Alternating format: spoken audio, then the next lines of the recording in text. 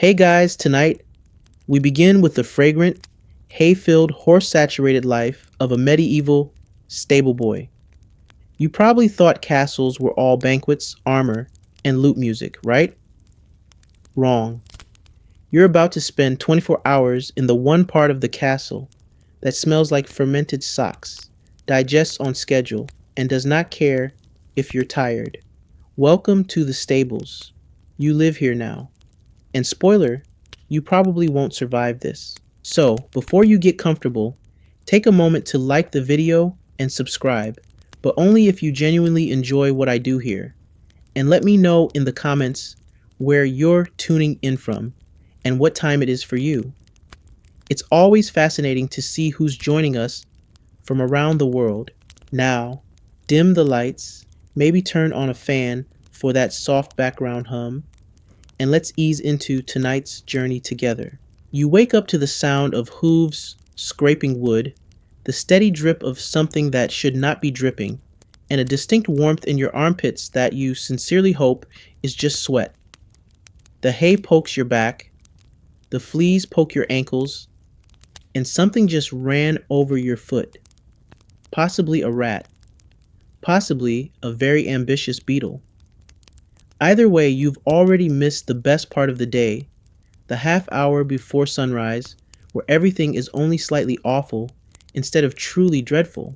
You're a stable boy, which is a generous title for a job that mostly involves absorbing blame, smelling like fermented oats, and occasionally getting kicked by animals that cost more than your entire extended family. Your bed, if we can call it that, is a straw pile wedged behind the tack wall, half covered by an old wool blanket and an empty sack that used to hold barley. You sleep in your clothes because taking them off at night would mean putting them back on in the morning. And there are some hells even you won't volunteer for. The cold hits first, then the smell. The thick, musty aroma of sweat, hay, dung, and moldy leather that clings to your nostrils like a stubborn uncle at a feast. The scent never truly leaves you, even when you scrub, which is rare. The castle might have a bathhouse, but it's reserved for people with names longer than one syllable. You stretch, if you can call curling your spine like a terrified snail, stretching, and pull your boots from where you left them, next to the barrel of half-frozen water.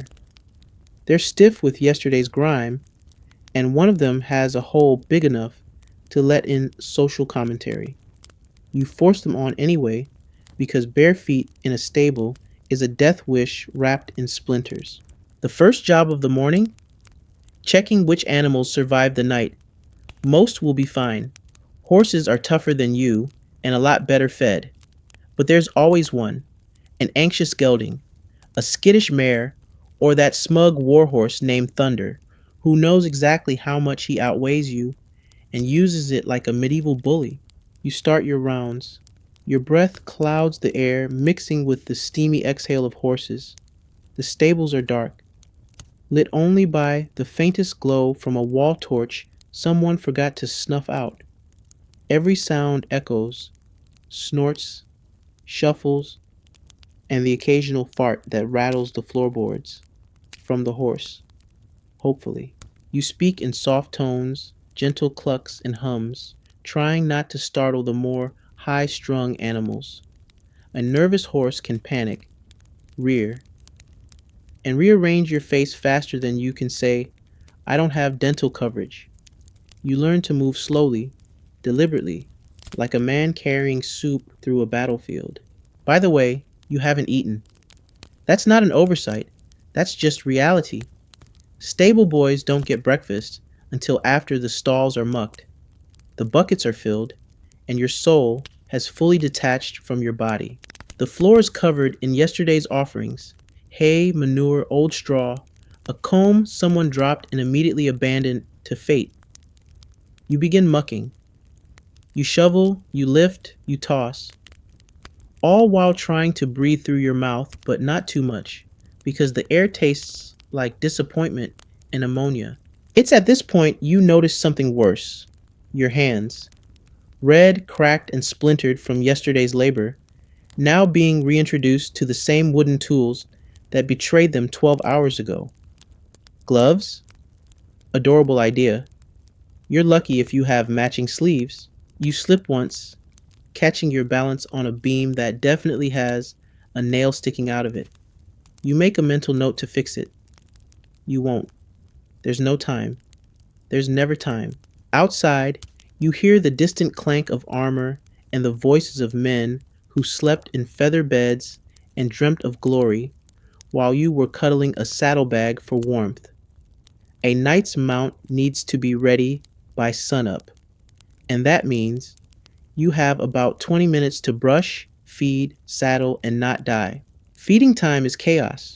Oats for the noble beasts, hay for the workhorses, nothing for you. You scoop from barrels that smell like fermented porridge, careful not to spill or anger the rats. Yes, the rats.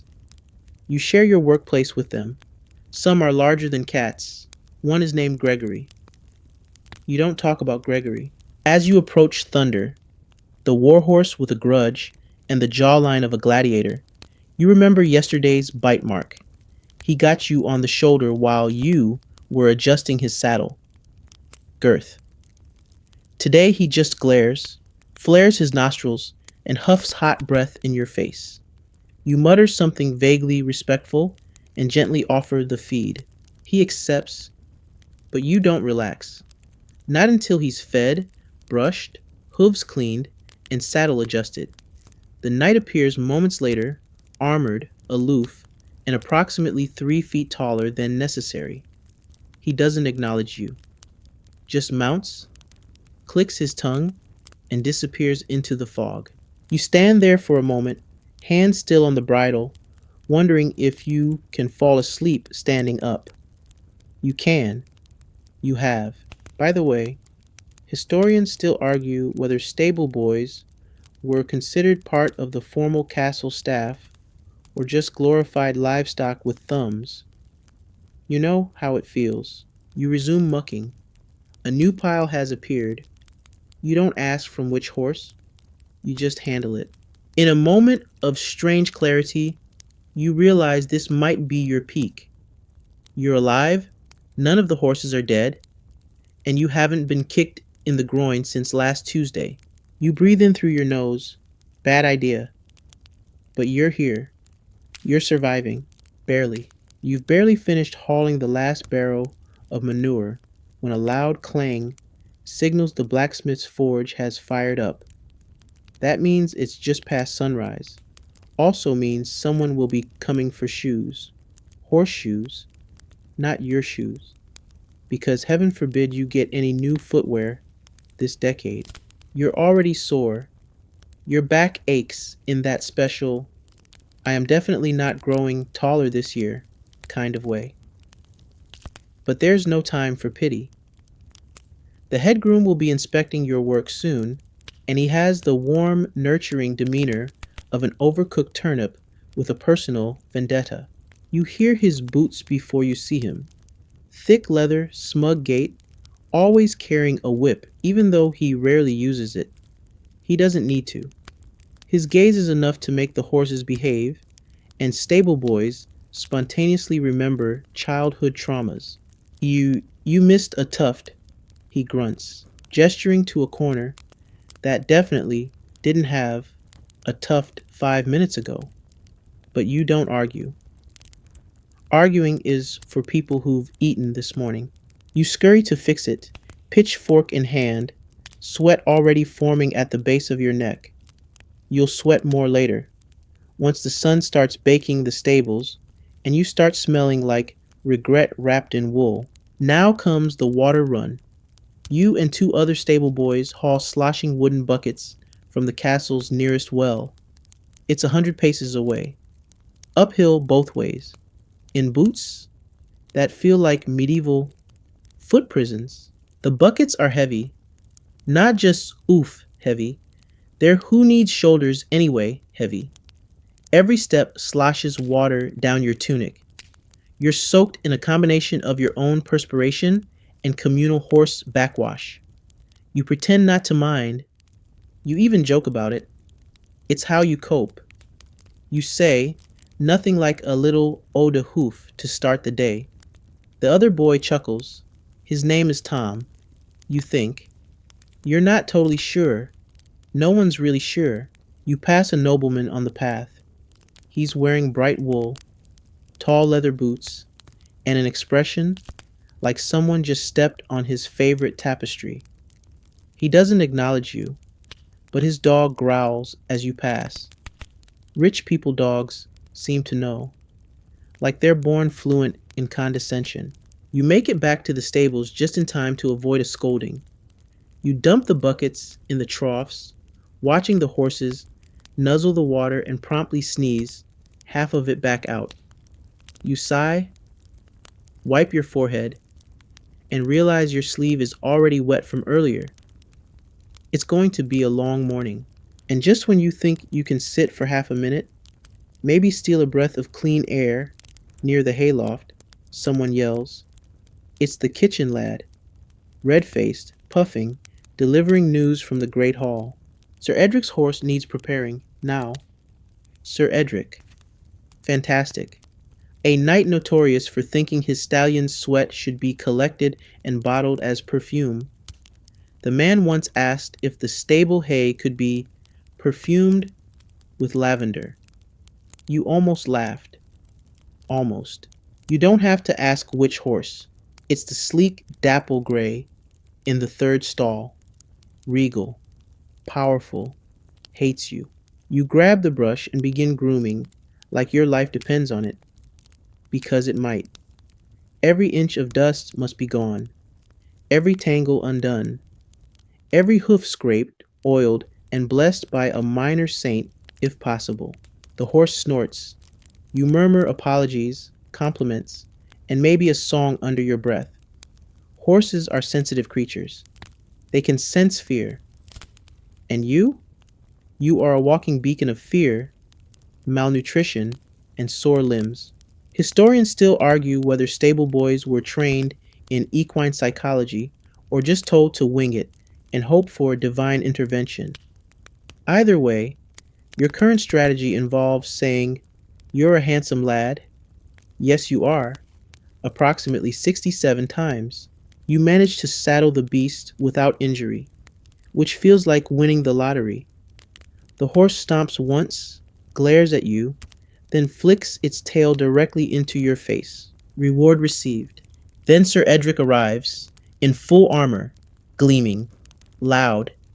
It creaks like a small orchestra as he mounts his horse with a dramatic flourish.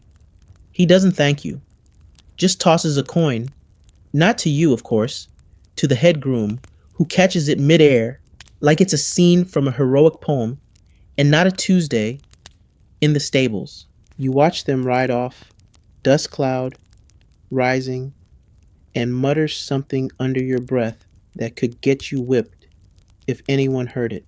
At this point, your arms feel like noodles, your legs are jelly, and your stomach is staging a protest so loud that a chicken 2 stalls over cocks its head at you with concern. You want food. You need food. But food doesn't happen until all the morning chores are done. And one of those chores, unfortunately, is brushing down the hay bales. Yes, brushing the hay. Because Sir Edric doesn't want his horse to lie on common straw. So you sweep the bales with your bare hands because the brush was stolen. Again, as you work, the castle bell rings once. That means it's the second hour after sunrise, which means you might be allowed a 10-minute break soon if nothing goes wrong. Which, of course, something immediately does. A stallion breaks its tether. Not just any stallion, Thunder. Yes, him again. He bolts past you like a hairy lightning bolt, trailing ropes and chewing on a bucket. You sprint after him, or something resembling sprinting, more like limping enthusiasm. Thunder barrels past the bakery, startles the cook, and trots directly into the herb garden. You follow, waving your arms, trying not to think about the beating you'll get if he tramples the thyme. You corner him near the well. He looks at you. You look at him. There is a long moment of mutual understanding. Then he sneezes directly onto your face. Captured. Humiliation complete. You return to the stables covered in hay, phlegm, and the silent judgment of passing monks. No one says, "Well done." The head groom just grunts and gestures for you to go clean the privy. And somehow, you're grateful, because cleaning the privy means you get to be alone for 15 minutes. You might even sit, carefully, on a crate you haven't eaten. You might not, but you survived another morning. You exist in that strange space where every muscle burns, every breath stinks, and every thought begins with "why me?" But you keep going, because the horses need you, because the head groom would notice if you disappeared, because if you're lucky, and I mean miraculously lucky, the kitchen will toss a stale crust your way before nightfall. You finally make it to the kitchen. Sort of. Not inside, of course. You're not allowed inside the kitchen. That's for cooks, scullions, and other semi-respected members of the castle ecosystem. You, however, get to wait by the back door with the dogs. One of them growls at you. Another one licks your boot, then regrets it immediately. Breakfast, if we dare call it that, is whatever the cook's assistant drops into your palm without looking. Today, it's a piece of coarse black bread with the density of a paving stone and the moisture content of regret. You chew slowly, partly because it's difficult, partly because you're trying to delay the inevitable moment when it's gone and your stomach realizes it's still starving. This bread has flavor notes of charcoal, despair, and possibly turnip. There's also a hint of something gritty. Sand? Stone dust? Historians still argue whether this was intentional for dental abrasion or just a consequence of stone ground flour and poor quality control. Either way, your molars are now smoother than river pebbles. You lean against the stone wall as you chew, watching a beetle make its way across the courtyard. For a second, you envy it. No hierarchy, no grooms, no hooves to dodge, just beetle business. Probably still gets better sleep than you. Another stable boy, Henry, who's probably 11 but looks 40, joins you with a similar lump of bread and a small skin of what might be watered down ale, or might be something that once thought about being ale. You both sit in silence, chewing, occasionally spitting out bits of unidentifiable husk. "Seen thunder this morn?" he asks. You nod, rubbing your jaw. "He sneezed on me. Again." "Ah," he says, as if this is the most natural thing in the world. "Means he likes you." You hope that's a joke. It's hard to tell. Medieval humor is often indistinguishable from sincere trauma. The cook throws out a few scraps. A bruised apple, a rind of cheese that's more rind than cheese, a heel of bread that looks like it fought in a small war. You manage to grab the apple before the dogs do. It's soft, sour, and still somehow the best thing you've eaten all week. Then, like a magic spell breaking, the head groom's whistle cuts through the air. Breaks over. You sigh, stand, and nearly fall as your knee gives a quiet protest. The stone steps up to the stable aren't high, but every inch feels like a mountain. Your boots squelch. Your shirt is damp. Your bread has become a memory. Back inside the stables, the heat has started to rise. Not the cozy kind. The damp, oppressive, smells like someone boiled socks in horse broth kind. Flies swarm near the dung pile out back, forming what might be the earliest known example of an organized society. You're on feeding duty again, That means sorting the feed bags, watching for mold, and praying the oats don't belong to Lord Renard's prize charger because he's allergic to barley and once trampled a boy for the crime of sniffing too close. The feed is stored in a corner that is half hayloft, half rodent playground. You reach into the bag slowly, making noise so the mice can flee, which they usually do, except for one particularly bold fellow you've named Lord Scurry. He stares you down as if daring you to evict him. You don't. Lord Scurry probably pays more taxes than you do. Each horse gets a different scoop. You memorize them by trial, error, and the threat of severe punishment. One wrong mix up, and a lord's mare gets indigestion, which leads to outrage, which leads to a long conversation between your spine and a very old stick. You distribute the feed with the delicacy of a sommelier pouring wine at a royal feast. A little here, a lot there, and always with a whispered plea of, "Please don't kick me." Some of the horses nod at you, as if in approval. Others ignore you. A few just flat out fart in your general direction. They're horses. They know who's in charge. And that's not you. You finish the feeding round and duck outside for a minute of cool air. It smells faintly of smoke from the blacksmith, the lingering perfume of the cook's breakfast. You think you caught a whiff of bacon, which feels like emotional sabotage. And of course, manure. The castle always smells of manure, just in different layers. From this vantage point, you can see the courtyard in full bustle. Pages run with messages, soldiers drill, and nobles glide across the stone paths like swans with bills. You, however, are rooted to your muck-smeared post, one step below the man who polishes the chamber pots. Speaking of chamber pots, one of them needs emptying. You know this because the head groom just made eye contact with you, then pointed toward the castle's guests' quarters with a look that said, "You breathe through your mouth anyway, right? You accept your fate."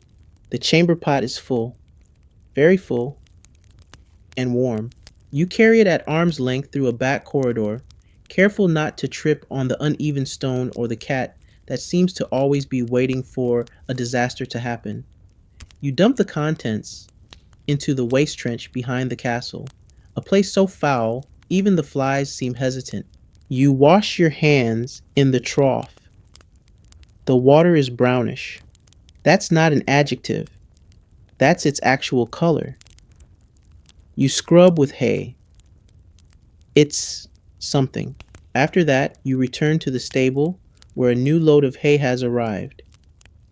Bales must be stacked carefully because if you do it wrong, they collapse and you get buried in what medieval peasants cheerfully called itch cubes. You carry bale after bale, shoulders burning, neck coated in tiny scratches, nose filled with dust and regret. Once, you sneezed so hard, you scared a chicken off its perch. It hasn't forgiven you. As midday approaches, the heat intensifies. Your tunic clings to your back like a soggy dish rag. Your hair is matted. You scratch at your neck absently, unsure if it's fleas, hay rash, or just existential malaise. You glance at the shadow line on the stable wall. It's almost noon, which means one thing: lunch. But not for you. Not yet. First, the horses get their midday check, which means back to work, back to brushing, back to pretending your body isn't 86% ache and 14% crust. Just another day. Just another meal of air and sarcasm. But you survive. And in this place, that's saying something. You thought the morning was brutal. You thought wrong. The sun's climbed higher, casting sharp rays through the warped slats of the stable walls. Heat bounces off the stone courtyard bakes the straw underfoot, and turns the entire building into a kind of medieval slow cooker, with you as the under-seasoned entree. It's mucking time. Again, you think you'd only have to do it once a day. That would be logical. But medieval horses eat constantly, which means they process constantly, which means you, dear stable boy, spend a shocking percentage of your life ankle deep in things that smell like boiled nightmares. The muck pit out back is already full to the brim. Technically, it should be emptied weekly, but no one's gotten around to it. That job's reserved for the cart lads, who are currently missing in action. Rumor says they tried to fake dysentery. Again, so now you're pitching manure over the top of the existing pile. It's a careful art. One foot planted firm, one hand on the rake, one prayer whispered to whatever god governs balance and dignity. You toss one pitchfork load too hard, and some splatter returns to sender, right into your sleeve. You close your eyes. Inhale slowly through your mouth. This is your life now. Flies dance in tight, mocking circles. You swat half-heartedly at them. The flies are winning. They always win. They have their own caste system out here, and you suspect you're below them.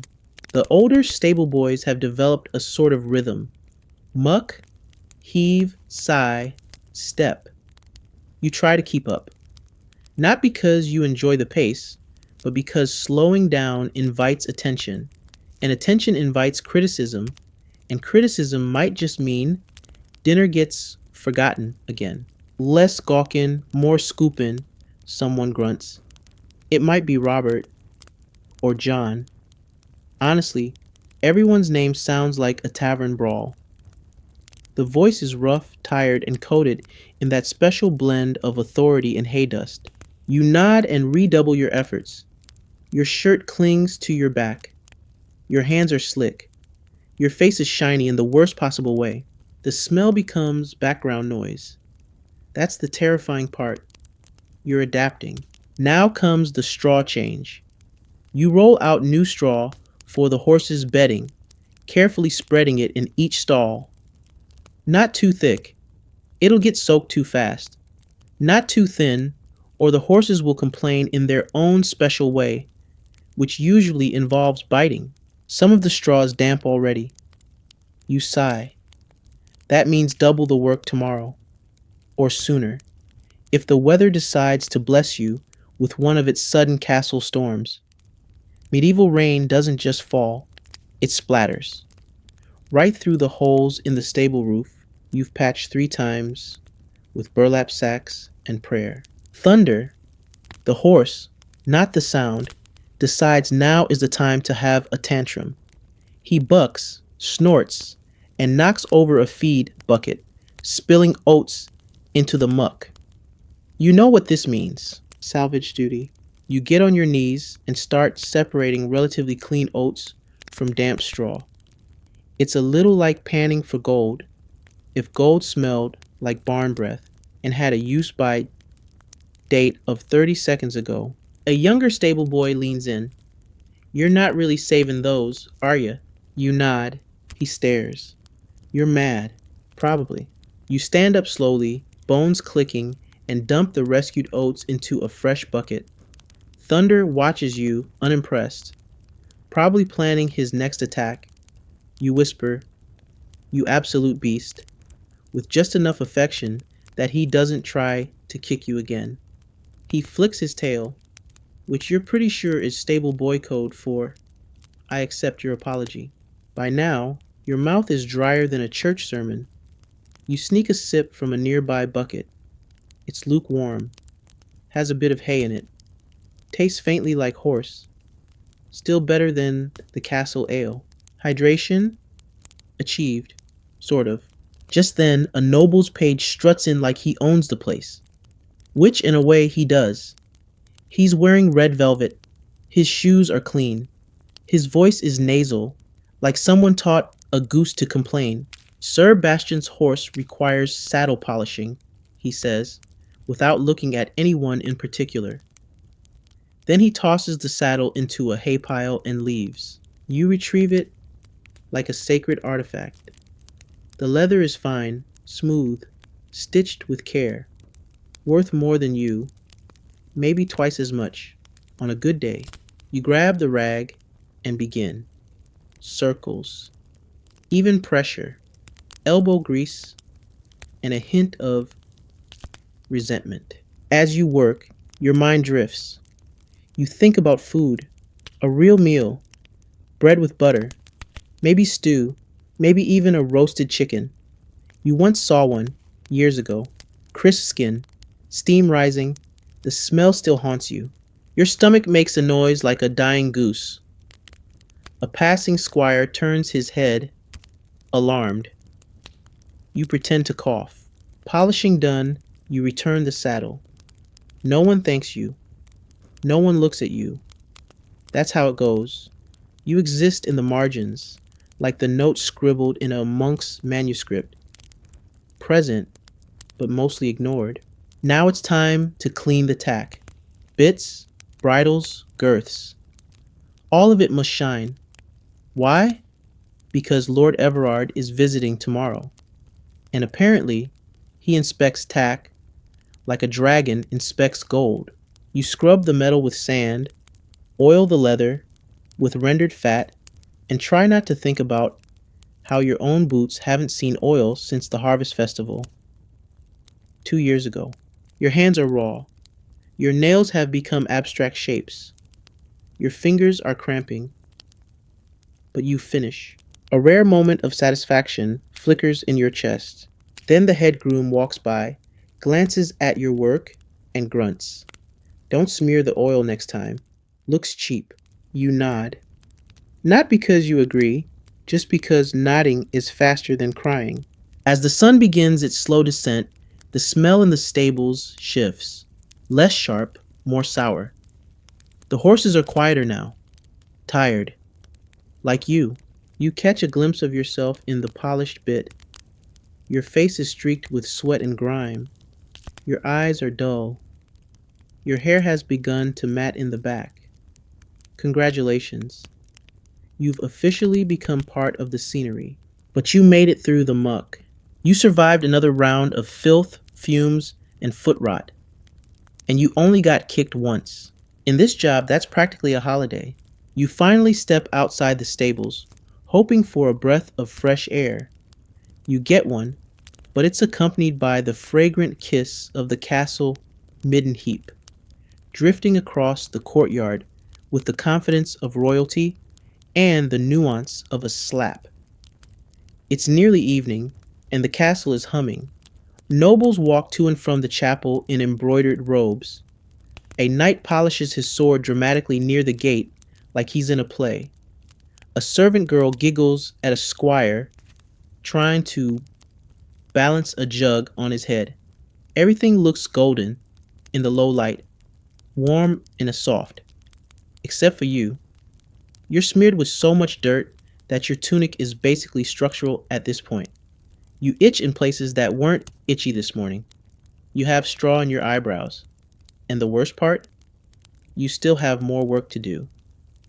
Because now it's grooming time. Again. You head back in. Thunder, the majestic nightmare, greets you with a snort. You pretend it's affection. You grab a curry comb and begin the familiar circular motion. Shoulders, flank, rump, repeat. Your arm aches. Your back pops audibly. You switch hands. It doesn't help. The horse shifts, pinning your foot under his. You inhale sharply. Thunder blinks. You whisper, "Friendship has limits," through gritted teeth. Eventually he moves. You're not sure whether it was kindness or a passing thought. Either way, you hobble to the next stall. Each horse has a name. Noble names. Glorious names. Thunder, Seraphine, Valor, Marigold. They're treated like minor deities with hooves. You, on the other hand, you're mostly called boy. If they're feeling generous, stable lad. If you really mess up, You useless pile of hay rot. You do have a name. Probably. But it's been a while since anyone used it. As you brush Seraphine's mane, long, glossy, better than yours ever was, you reflect on a strange truth. The horses eat better than you. No, really. They get barley, oats, sometimes apples. One even has a special mixture that includes honey and mashed herbs. You once tried a spoonful out of curiosity. It was incredible. You were scolded for stealing from the animals. So now, when you see someone slice up an apple and hand it to a horse like a royal offering, you just smile tightly and look away. There are legends, whispered among the stable boys, about a long lost kitchen maid who used to sneak them crusts and dried figs. Her name was Anya. Some say she married a baker in town. Others claim she ascended to heaven after a particularly generous turnip stew. Either way, she's gone, and no one else is risking their job for your empty stomach. You finish grooming and check the water buckets again. One is tipped. Another's nearly empty. You fill them both. Your hands are trembling now, not from cold, but fatigue. It's like your body is slowly realizing this is your forever. Outside, the light begins to fade. The bells ring from the chapel tower, signaling vespers. Time for the evening prayers, if you're holy, if you're lucky. If you're not knee deep in wet hay, wrestling a bridle out of a stallion's mouth. You, of course, are all three of those things not. As you step out of the stall, someone yells your name. Wait, your name. It sounds wrong in the air, like a forgotten song. It's the head groom, frowning. Get to the south stable. Lord Haldrick's new gelding arrived. Needs to be stabled, fed, and calmed. You blink. Now? He glares. You head for the south stable. It's darker there, less used. The horses housed here are recent arrivals, nervous, untrained, or just unloved. You find the new gelding pacing nervously, its eyes wide, coat glistening with sweat. He's scared. You know the look. You have the look. You murmur softly. Nothing poetic. Just familiar noises. Easy now. It's just me. Nobody important. Historians still argue whether stable boys were trained in calming techniques or just developed empathy out of pure necessity. Either way, your tone softens, your movements slow. You approach with the halter like it's made of glass. The gelding flinches, then freezes. You pause, breathe, try again. This time, he lets you near. You slip the halter on and lead him inside. His hooves echo across the stone like distant thunder. You guide him to the empty stall, toss in some hay, and close the gate with a sigh. You lean against the wall for a second, just 1 second, long enough to feel the weight in your bones, the weight of everything, and then, as if the universe felt pity, someone appears in the doorway. It's Mira, the kitchen girl. She's holding something wrapped in cloth. Fig cake, she says quietly, leftovers. Your eyes nearly water. You've never loved anyone more in your life. You take the bundle carefully. It's still warm. Don't tell anyone, she says, then vanishes like a dream you're not sure you deserved. You unwrap the cloth. Inside, a wedge of sweet bread with actual figs. You tear into it like a starving wolf, crumbs falling into the straw. It is glorious. You might cry, you don't, but the emotion hovers in your chest like warm smoke. Afterward, you lick your fingers and fold the cloth like it's made of silk. You'll use it as a napkin for weeks probably. The sky outside is now purple-blue. Stars blink overhead. Somewhere in the great hall, music begins. A lute, maybe. Laughter. The smell of roasted meat drifts across the courtyard. None of it is for you, but you're full. Sort of.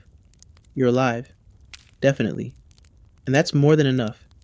You start closing the stable doors for the night, checking latches, whispering goodnight to the horses. Valor snorts softly. Seraphine nickers. Thunder just stares. You don't expect thanks. You just listen to the sound of them settling in. Then you climb to your hay corner. It's not a bed, but it's yours. You fluff the old wool blanket. You kick off your boots. You lie down and let the straw poke wherever it pleases. Your hands ache. Your body aches. Your soul might be growing calluses. But for now, you close your eyes and let sleep take you. You're asleep for exactly 14 minutes before someone shakes your shoulder. It's dark. Your eyes don't want to open. Your body actively files a complaint, but the voice is firm, low, and very annoyed. Get up. Noble's arriving. Wants to see the stables. You blink. Now? Now. You sit up, already sweating. Not from the heat, though it's stuffy, but from the sudden realization that half the stalls still have that lived in by a very anxious horse look, which won't impress a noble, especially this noble, Sir Calder, known for two things: pristine white gloves and an inability to hide disgust. He once made a kitchen boy cry because the bread roll was visually aggressive. You scramble down from your hay pile, snatch up the nearest tunic that's only mildly crusty, and splash water on your face. It's cold, gritty, and at this point probably qualifies as a small ecosystem, but it wakes you up. You light a lantern. The stables are shadows and smells. You move quickly, raking stray straw back into place, brushing dirt off walls, wiping horse noses with a rag that already smells like mildew and misplaced ambition. One horse has managed to poop on its water bucket. You don't have time to wonder how. You just fix it. The others stir as you move. Hooves shuffle. A tail swats lazily. Thunder, ever the drama queen, pretends to be asleep. You mutter a threat that involves turning him into jerky. He snorts in vague amusement. You're halfway through straightening the tack wall when you hear it.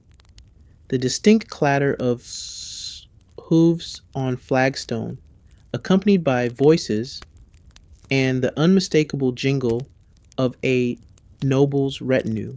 Showtime. You rush outside just as the stable doors swing open. Lantern light spills across the courtyard. Sir Calder enters like a gust of expensive cologne. His cloak is long, fur-lined, and clean enough to make your hands feel suddenly filthier by proximity. Behind him, 3 pages trail, one holding a scroll, one holding a candle, and one looking deeply unsure why he's here. Sir Calder stops, surveys the stables, sniffs. You stand, hands clasped, trying to look invisible and impressive at the same time, which is a delicate balance.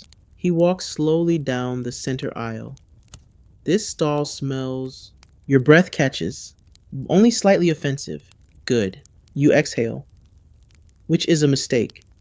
You catch a fresh whiff of Valor's recent contribution to the straw pile and regret everything. He continues, inspecting hooves, stroking manes, tapping wooden beams like he's checking for termites. One of his pages whispers, "He's checking for termites." Of course he is. Sir Calder pauses before Thunder's stall.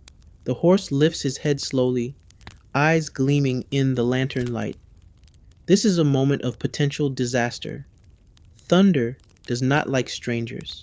You brace yourself, and nothing. Thunder just stares. Sir Calder blinks. "This one's got presence." You nod. "Yes, my lord. He's very expressive." "Does he bite?" "Yes, my lord."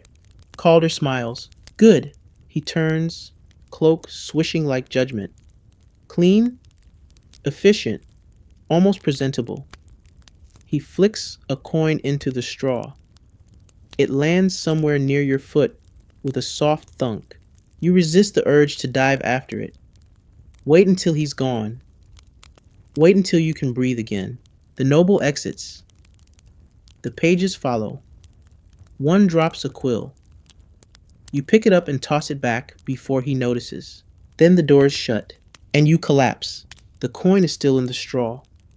You grope around, fingers brushing hay, and mystery until you find it. Silver. Your heart actually stutters. A whole silver penny. That's worth 2 days of work. Maybe even a hunk of cheese. A real one, not just the rind. You don't cheer. That would wake the horses. But inside, you allow the smallest flicker of something you haven't felt in a while. Pride. Then you hear the head groom. Good job, he says. You freeze. That might be the first positive thing he's ever said to you. He adds, don't let it go to your head. You've got the midnight round. Ah, there it is. You nod, tuck the coin deep into your boot, yes, the leaky one, and grab the lantern. The midnight round is quiet, but not peaceful. Horses shift, owls hoot. The wind whistles through cracks in the wood like a ghost with bronchitis. You check every stall. Water, check. Hay, check. Mysterious puddle under marigold. You mop it with a cloth and don't ask questions. Historians still argue whether midnight stable duty was a punishment or a trust exercise. You think it's both. Punishing and trust breaking. As you pass Seraphine's stall, you hear a soft sound, a whimper. You pause. Not the horse. You open the door. It's Tom. The younger boy, curled in the straw, clutching his side.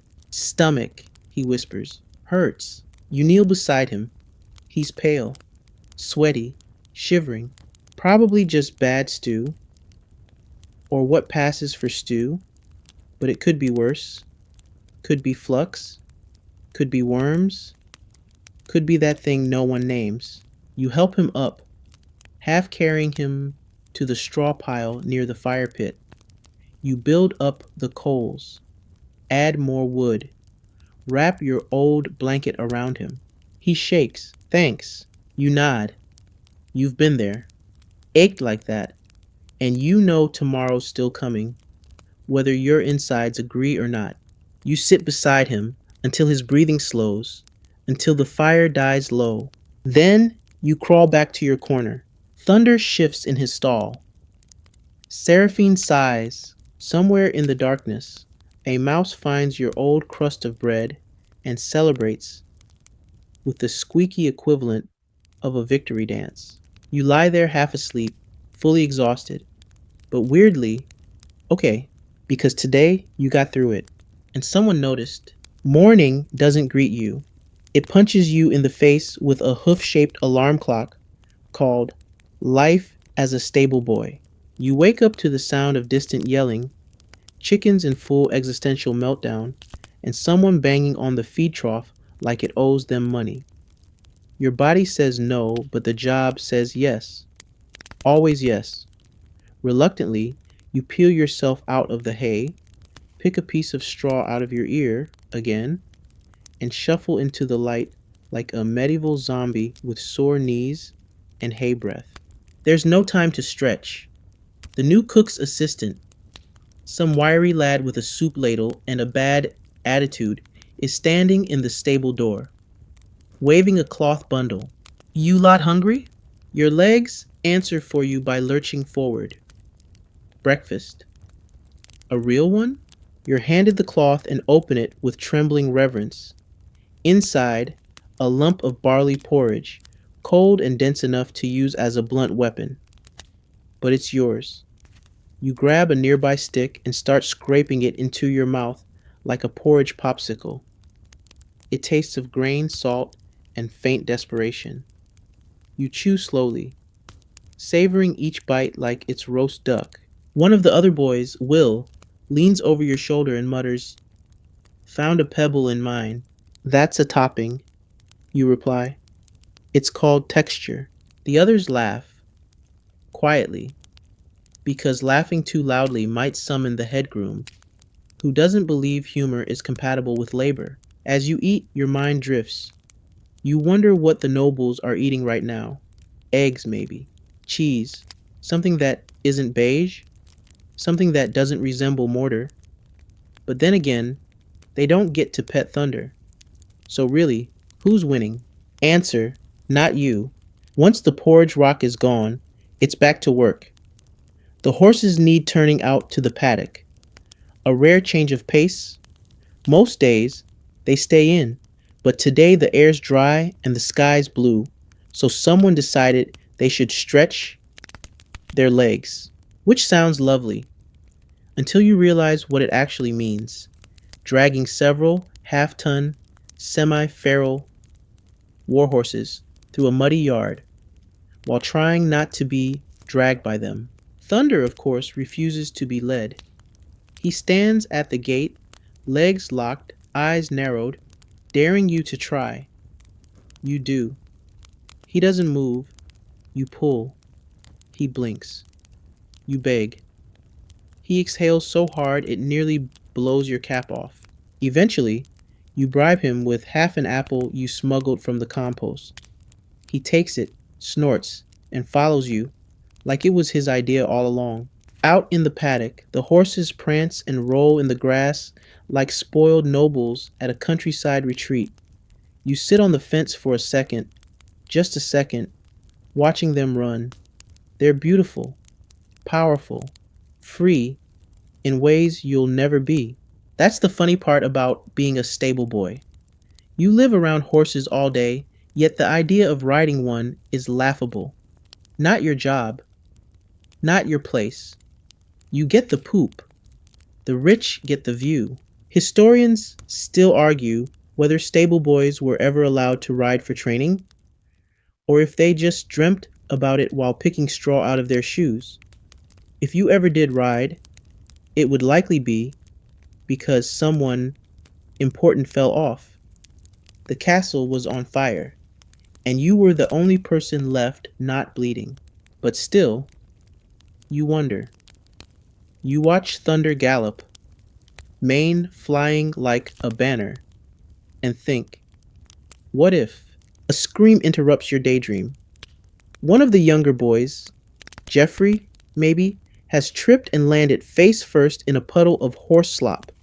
His expression is equal parts horror, disgust, and philosophical contemplation. You help him up. He thanks you with a burp. Cleanup follows. More mucking. More brushing. You realize that Jeffrey has hay in his ear, and he's too dazed to notice. You leave it. It suits him. Back inside the stable, the feed shipment has arrived. 3 huge sacks of oats, barley, and chaff that need hauling from the cart to the storehouse. Grab a bag, says Robert, the oldest stable hand. You grab one. Try to lift it, nearly pass out. These weigh more than I do, you wheeze. Then hurry. Build character. You haul it anyway. Back bowed, legs wobbling, teeth clenched. Each step is a personal victory against gravity and spinal alignment. When you finally drop the sack in the feed room, you collapse next to it like it's a sacred shrine. You do this 3 more times. By the last one, your shirt is plastered to your back, your hair is glued to your forehead, and you're pretty sure your arms are 3 inches longer than this morning. But the horses are fed. The sacks are stored. The task is done. You're rewarded with a moment. Just a moment. You sit on the cool stone, sip from the water bucket. Again, you've lowered your standards significantly, and watch dust dance in the sunlight. It's oddly peaceful. Like the world paused. Then you hear your name. Latrines need scrubbing. Of course they do. You sigh, stand, and grab the rag. Latrines are located behind the kitchen, nestled in what some generously call a private space. It's a small stone shack with a door that doesn't close, a smell that haunts your dreams, and a bucket of lye water that could probably dissolve your soul. You scrub. You gag. You wonder if your nose will ever recover. You tell yourself that this too builds character. You finish just in time to see a noble child ride by on a pony, escorted by a knight. The child points at you and says something like, "He smells funny." The knight agrees. You wave. They don't wave back. But then you notice something. The pony's saddle is slipping. You run forward. Ho! The girth's loose. The knight glares. The boy is mid-sentence when the saddle slips sideways. He topples off, landing in a pile of goose feathers from the market cart. It's not your fault, but guess who they blame? You're scolded by the head groom for causing a scene. The knight mutters something about too many mouths and not enough manners. You're docked half a meal. You nod. Of course. But later that evening, as you're brushing Thunder for the 5th time today, Mira appears again, this time with a crust of sweet bread. Heard you saved a noble's pride from a full tumble, she whispers. You take the bread and bow slightly. Was just watching out for the pony, she winks. Well, the pony's grateful. You eat the crust in silence, savoring every grain. It's soft, slightly warm, a miracle. Then it's back to the stables, back to the smells, the straw, the routine. The horses whicker softly. A lantern swings gently in the draft. And for a brief second, just one, you don't feel like dirt. You feel like part of something, something solid, something ancient. Even if it's just a stable, there's a saying in the castle, clean stalls stay clean until the horses remember they have opinions. And tonight, the horses are very opinionated. You've just laid down the last forkful of fresh straw, taken precisely 3 steps toward the door, when Thunder lets out a deep, dramatic sigh, and promptly relieves himself across the entire rear third of his stall like he's making a statement about modern art. A pungent, squishy statement. You just stare. You'd like to scream, or cry, or vanish into the timbers. But instead, you pick up the pitchfork again and go back in. This is the encore. The part of stable life no one brags about. Mucking stalls again after they've already been mucked. It's less like cleaning and more like apologizing to nature on behalf of domestication. And it's not just Thunder. Seraphine has kicked all her straw to one side in an act of quiet rebellion. Valor has somehow tangled his tail in a bridle left hanging nearby. And Marigold has made that face again. The one that says she's thinking about biting hasn't quite decided yet, but definitely wants you to know it's on the table. So round 2 begins. You shovel, you sweep, you untangle.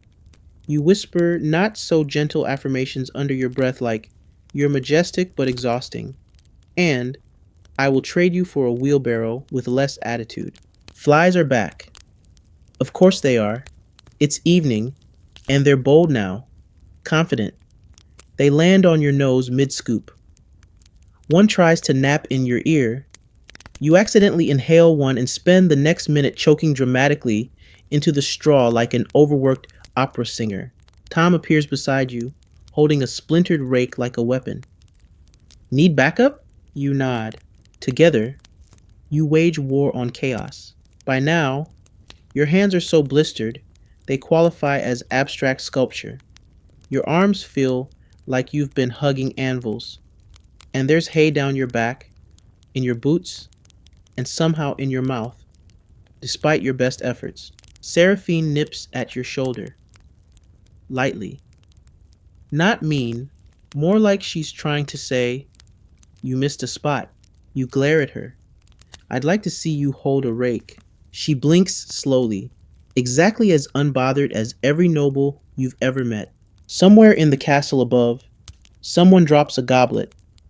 You hear the clang, the laughter, the scrape of harp strings. It might as well be happening in another universe. Down here, it's just you, Tom, the horses, and the slowly growing pile of stuff you'd very much like to never see again. But eventually, miraculously, It's done. Again, you lean on your pitchfork. Tom leans on his rake. The stalls look clean. The horses are calm. And no one has pooped in the last 90 seconds. A record. You slump onto a feed bag for a moment of stolen stillness. Your tunic is soaked. Your muscles tremble. But there's a strange pride in it. The kind that comes from surviving the same mess twice in one day without quitting or turning into a hay-covered ghost. Tom nudges you. Think we'll ever do something else? You shrug. Could always run off. Join a monastery. Or a traveling puppet show. Tom squints. Do puppets bite? You consider it.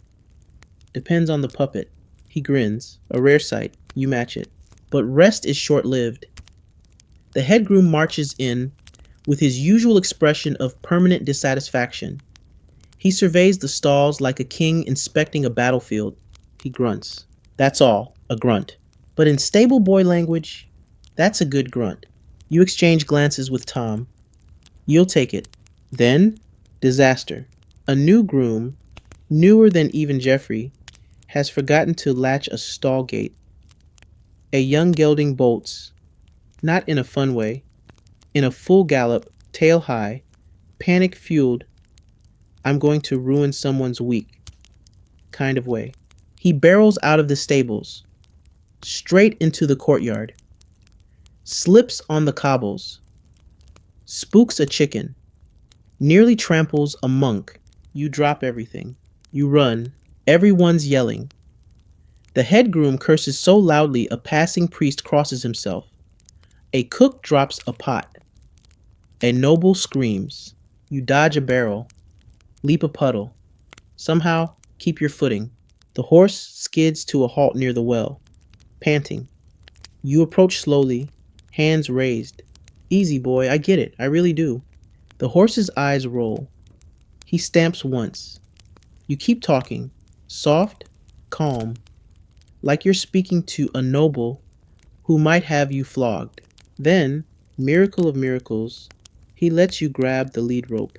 You walk him back, careful, deliberate. People watch from windows. A small child claps. Back in the stall, you latch the gate twice, then tie a rope around it just to be safe. The head groom appears. Who forgot the latch? You don't answer. Neither does Tom. But the new kid, Jeffrey, looks like he's about to cry. The groom sighs.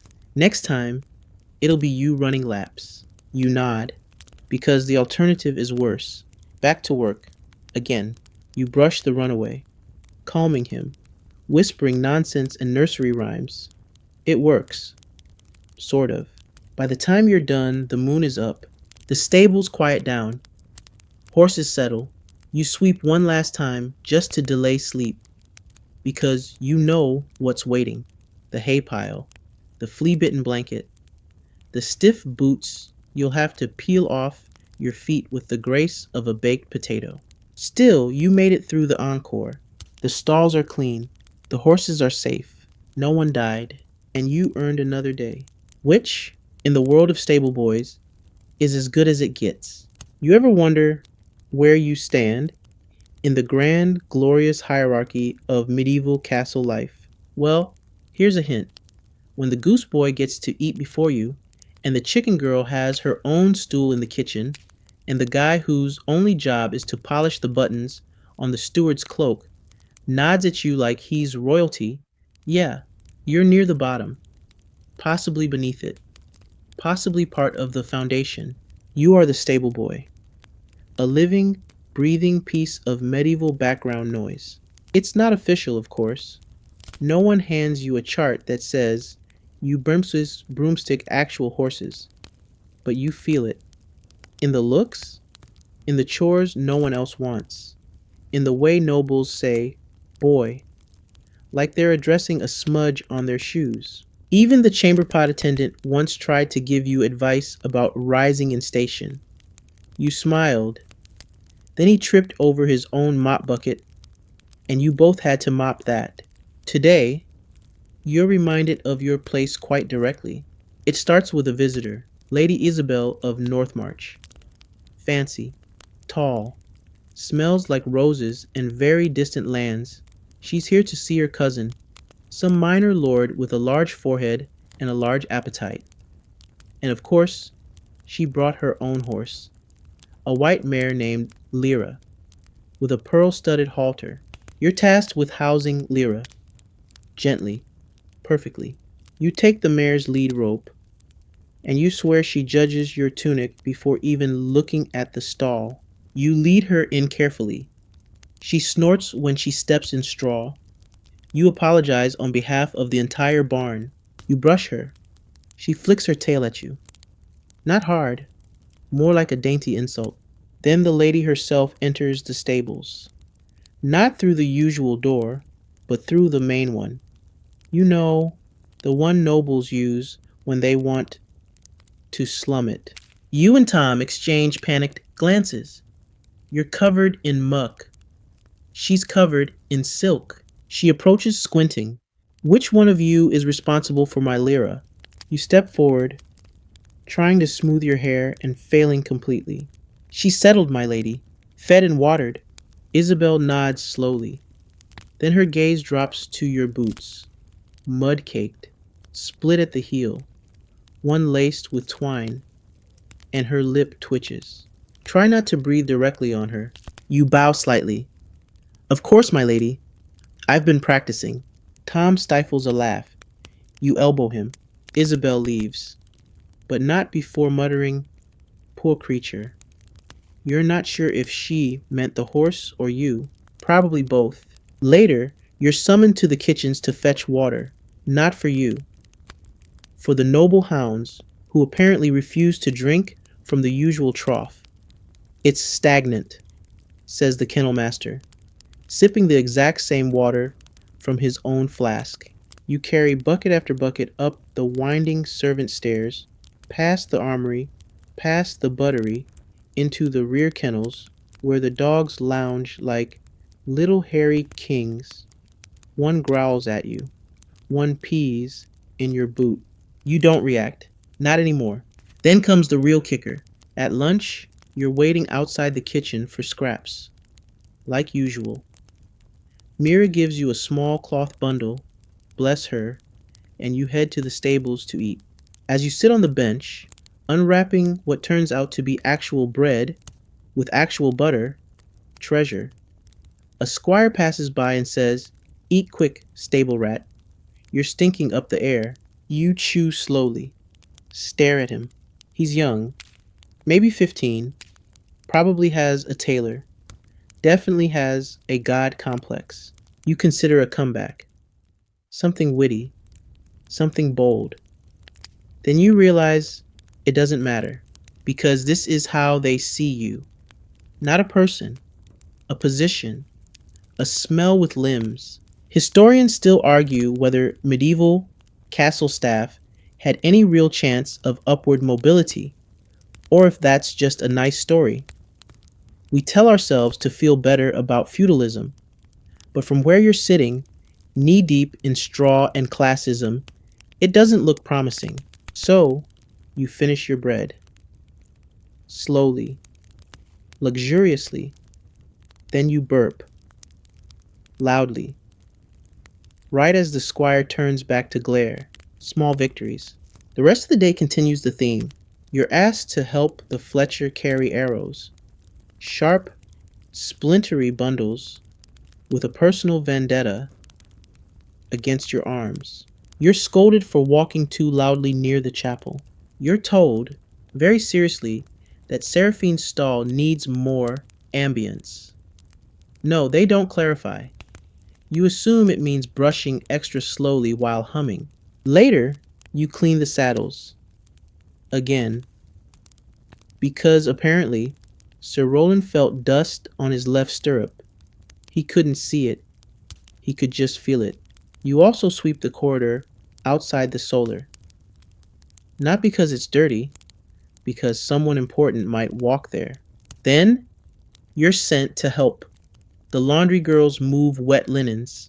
And while you're doing that, one of them says, "You work in the stables, right?"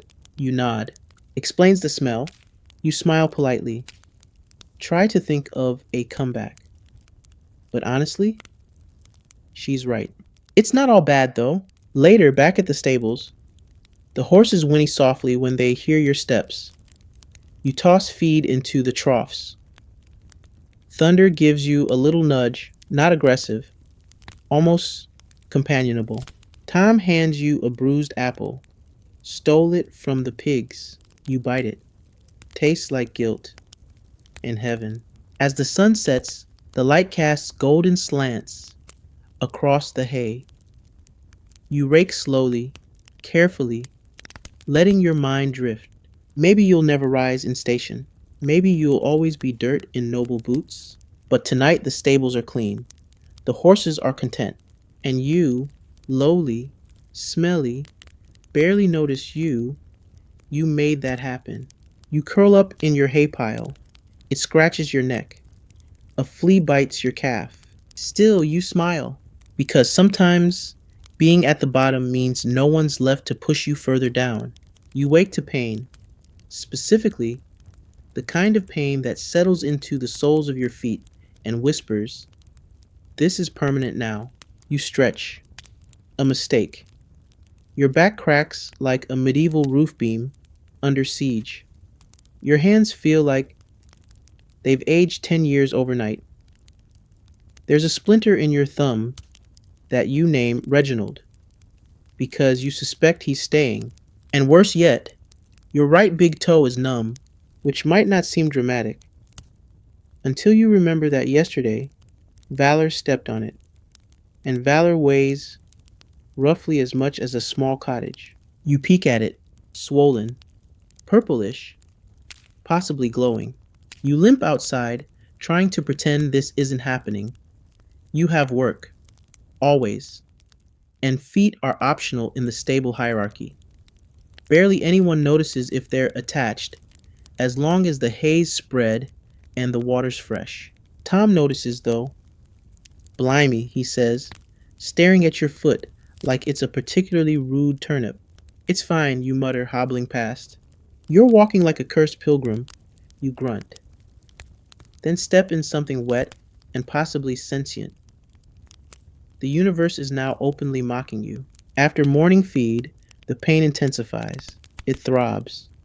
Like your foot has decided it's a medieval drum and you're marching into battle, except your opponent is stairs. Eventually, the head groom notices your limp. "What's that?" "Horse stepped on me." "Which one?" "Valor." "Good lad," he mutters. Not helpful. He tells you to see the healer, which sounds promising until you remember the healer is actually the beekeeper's widow, who dabbles in poultices, mumbles a lot, and once mistook a case of indigestion for demonic possession. You limp to her hut. She squints at your foot, pokes it with a stick, then applies something that smells like rotting cabbage and hope. "It'll draw out the bad humors," she says. "You're not entirely sure you had any good ones to begin with." She wraps your foot in a rag that may or may not have been a curtain in a past life, then hands you a bitter tea. You sip. It tastes like boiled weeds and sadness. Still, you thank her. Back at the stables, your limp is slightly less pronounced, or maybe your whole leg has gone numb. Either way, you're moving again, and that's what counts. Today's job, tack repairs. This means sitting in the corner of the stable, surrounded by leather straps, broken buckles, chewed reins, and the occasional mysterious stain you try not to think about too hard. You stitch, you patch, you punch holes. You stab your finger, twice. You suck the blood away, muttering curses in 3 languages you don't actually know. You examine your handiwork. Not bad. You're getting good at this. Maybe in another world, you'd be a saddler, or a cobbler, or someone whose customers don't occasionally kick them in the ribs. Historians still argue whether stable boys were taught these secondary trades or simply learned on the fly.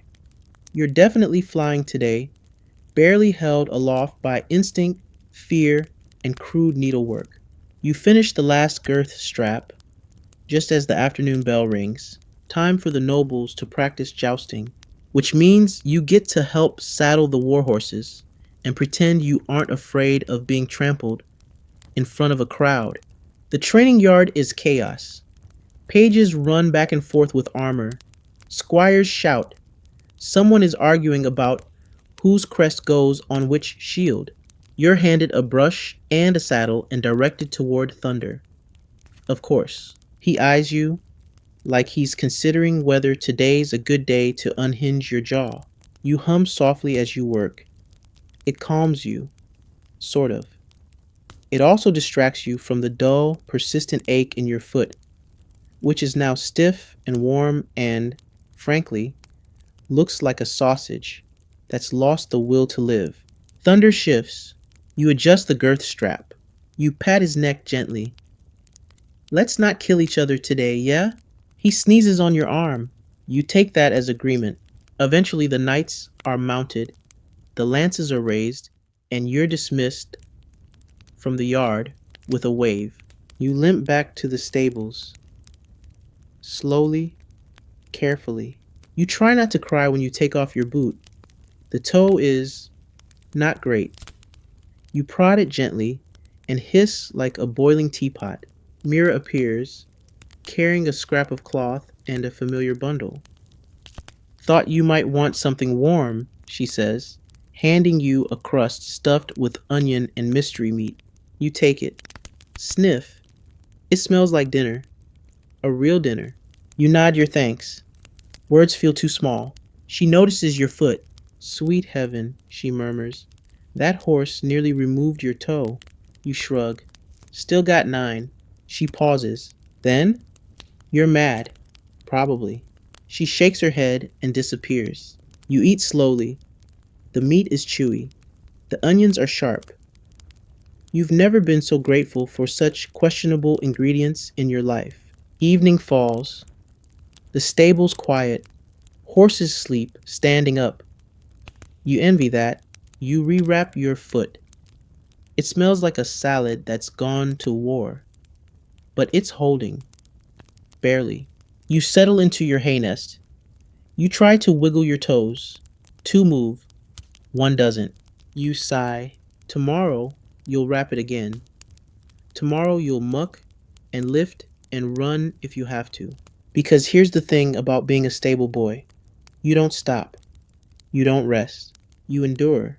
Even when your own foot threatens mutiny. Your bed, if one can call a lopsided pile of hay a bed without violating several laws of optimism, is damp. Not soaking, not puddled, but just wet enough to keep sleep from ever getting too comfortable. You roll over and find a sharp piece of straw angled directly into your kidney. It's almost like it planned this. You adjust your blanket, a tattered wool square with the personality of a moldy rag, and curl up tighter. 1 boot stays on because your foot is still a mess, and removing it again would involve courage, prayer, and possibly a crowbar. The stable is quiet now. Quiet, but alive. Horses snuffle. A beam creaks. Somewhere in the rafters, a pigeon coughs. You didn't even know pigeons could cough. Welcome to your bedtime soundtrack. And just when your eyes begin to droop, a new sensation creeps in. Cold. Not regular cold. Not, oh, it's brisk tonight, cold.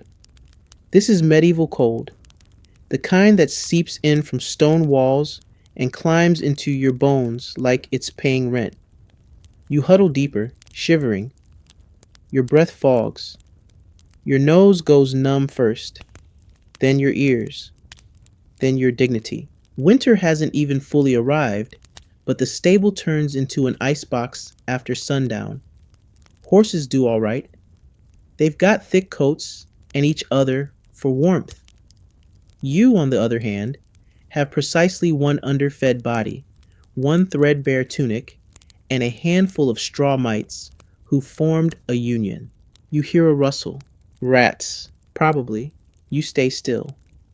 If you don't move, they might not notice you. You've slept beside worse. One time, a chicken wandered in and nested in your armpit. You woke up to an egg. That was a good day. Still, the idea of a rat crawling over your face while you dream about not being poor doesn't exactly help with relaxation.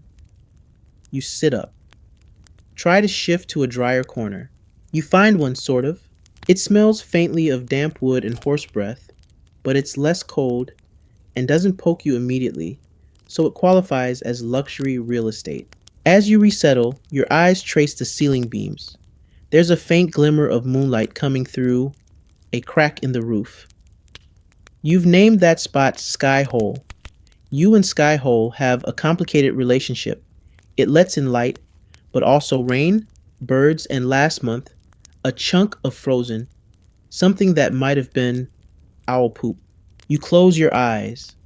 Focus on breathing in, out, in, but sleep resists because your foot aches, because your arms itch, because a horse somewhere is snoring like a small dragon, and, oh yes, because Jeffrey, in the stall loft above you, has developed the world's loudest case of peasant snoring.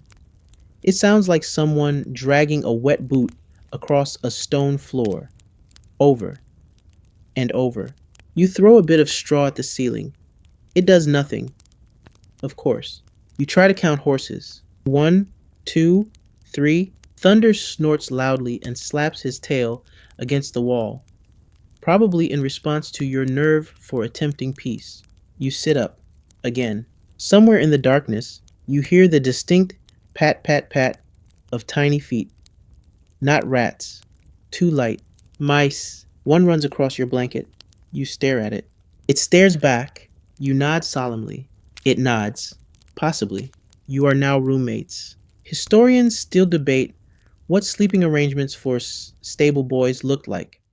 Some argue they shared loft spaces with the horses. Others claim they curled in hay like loyal dogs.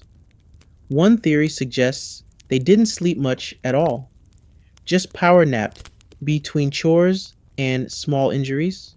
You can confirm. That last one feels accurate. Eventually, miraculously, your body surrenders. You fall into a light doze, punctuated by small jerks every time your foot twitches or a flea stage dives from your collar to your neck. In this dreamy half place, your mind wanders. You imagine a feather bed, thick blankets, a pillow not made of discarded saddle pads. You imagine being warm, not just not cold, but warm enough to sweat a little, to stretch out your legs and not immediately regret it. You imagine waking up without straw in your underpants. But just as the image of that imaginary feather bed begins to feel real, a shrill noise slices through your dream like a hot dagger through gruel. It's the night bell. Not again. You jolt awake, heart pounding, vision fuzzy. It's either a fire, an animal escape, or someone important has lost something unimportant and expects you to find it. Turns out it's none of those.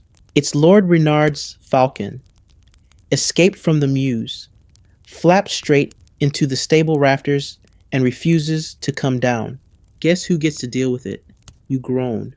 Sit up, shiver, slip on your boot, pain flaring in your toe like it just saw daylight, and remembered it's injured.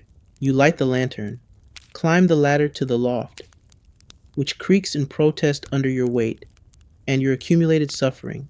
And there it is, a majestic bundle of talons and bad attitude, perched near the roof, glaring at you like you're the inconvenience. You try cooing, offering scraps, even mimicking the falconer's weird whistle that sounds like someone choking on a pea. Eventually, the bird flaps down, not to you, just down, right into Thunder's stall. Thunder is not amused. You rush down, arms out, trying not to panic. The falcon screeches. Thunder snorts. You open the stall door, carefully. The falcon hops onto your shoulder, digs in its claws, and just sits there. Well then, you carry it back outside to the falconer, who's barely dressed and half asleep. He takes it without thanks and closes the door in your face. You limp back to the stables, shoulder bleeding slightly, foot on fire, and yet you laugh, softly, sleepily, because of course this is your life. You curl back into your hay, now fully damp and definitely mouse approved, and you close your eyes. Because no matter what chaos the night brings, hawks, hay mites, hauntings, you'll still be here tomorrow, half asleep, half frozen, still standing, sort of. You're barely dreaming. Some nonsense about a roast goose in a bed made of clouds, when reality comes knocking. Not gently, not politely. No, it kicks open the door with muddy boots and a bucket. The night shift has begun. You groan, roll over, and attempt to negotiate with the universe using only grunts. It declines. You sit up. Your back cracks again, this time with enough volume to wake a nearby cat. You rub your eyes and fumble for the lantern. The flame sputters to life, revealing a stable that looks calm, too calm. You know that calm. It's the horses are up to something kind of calm. You toss on your cloak, still damp from last week's rain, and limp into the center aisle. The night air nips at your skin. Your foot still throbs, but the rest of your body has entered that strange phase of pain where everything just feels floaty, like you've become one with the soreness. The first job of the night shift is water. Again, because horses, as majestic as they may be, drink roughly their body weight every few hours. And if they don't, they get cranky. And if they get cranky, you get bruises. You check each trough. Marigold's is empty. Because of course it is. She drinks like a tavern. Regular with something to prove. You haul the bucket to the pump, crank, fill, haul back, repeat. It's quiet outside. Eerily so. The kind of quiet that makes your ears ring. No music from the great hall. No laughter. Just wind, the squeak of old hinges, and your own breathing. You begin to settle into the rhythm. Water, check. Bedding, fluff. Nervous glances at Thunder, who occasionally flicks his ears like he's receiving divine instructions. Then you hear it. A sharp, sudden clatter. You freeze. Not a horse noise, not one of yours. You set down the bucket and creep toward the source. It's coming from the south stable. The older one. The drafty one. The one you keep meaning to fix but don't have time for. You push open the creaking door. And you see him. A man. Cloaked. Hood up. Half shadow. He's crouched near the grain sacks, one hand digging through the feed bin. A thief. You don't move. You barely breathe. You could shout. But who would hear? The castle's asleep, save for a few drunk guards and a monk with insomnia. So instead, you do something incredibly stupid. You step forward and say, "That's not your bucket." The man jumps, startled, then bolts past you. You give chase. Your injured foot screams. Your lungs burn, but you run. He slips on a patch of mud and crashes into the trough. You throw yourself forward, tackle him, and land hard on your shoulder. "Ow!" he yelps. "Get off!" You wrestle for the sack. He's stronger, but you've got rage, hay splinters, and the kind of grim determination only a stable boy with a long week and no patience can summon. Eventually, you yank it free. He shoves you off and vanishes into the night. You sit there panting, triumphant, wet, cold, but victorious. You bring the sack back. Inside, barley. Enough for 2 weeks. You drop it in the feed room, sit on it, and laugh. You're not sure if it's adrenaline, exhaustion, or hysteria. Possibly all three. Tom appears, bleary-eyed. "What happened?" "Thief," you say, grinning like you've won a tournament. "I tackled him into a pig trough." Tom stares. "You're insane." "True." You spend the next hour repairing the latch on the south stable, with rope and a prayer. Then you resume your rounds. Horses are stirring. They sense the energy. Seraphine lets out a soft whinny. Valor stomps. Thunder just yawns. You whisper calming words. Check the stalls again. Refill hay. Tuck in a blanket or two. Yes, some of them have blankets. Embroidered. You don't question it anymore. At some point, you sit beside the coals near the back wall. The fire has burned low, but there's warmth left. You hold your hands over it. Let the heat sink into your fingers. You imagine it reaching your toes, but they're beyond saving. Historians still argue whether night shifts were assigned by rotation or simply dumped on whoever was slowest to duck. Tonight, it's you, but weirdly, you don't mind.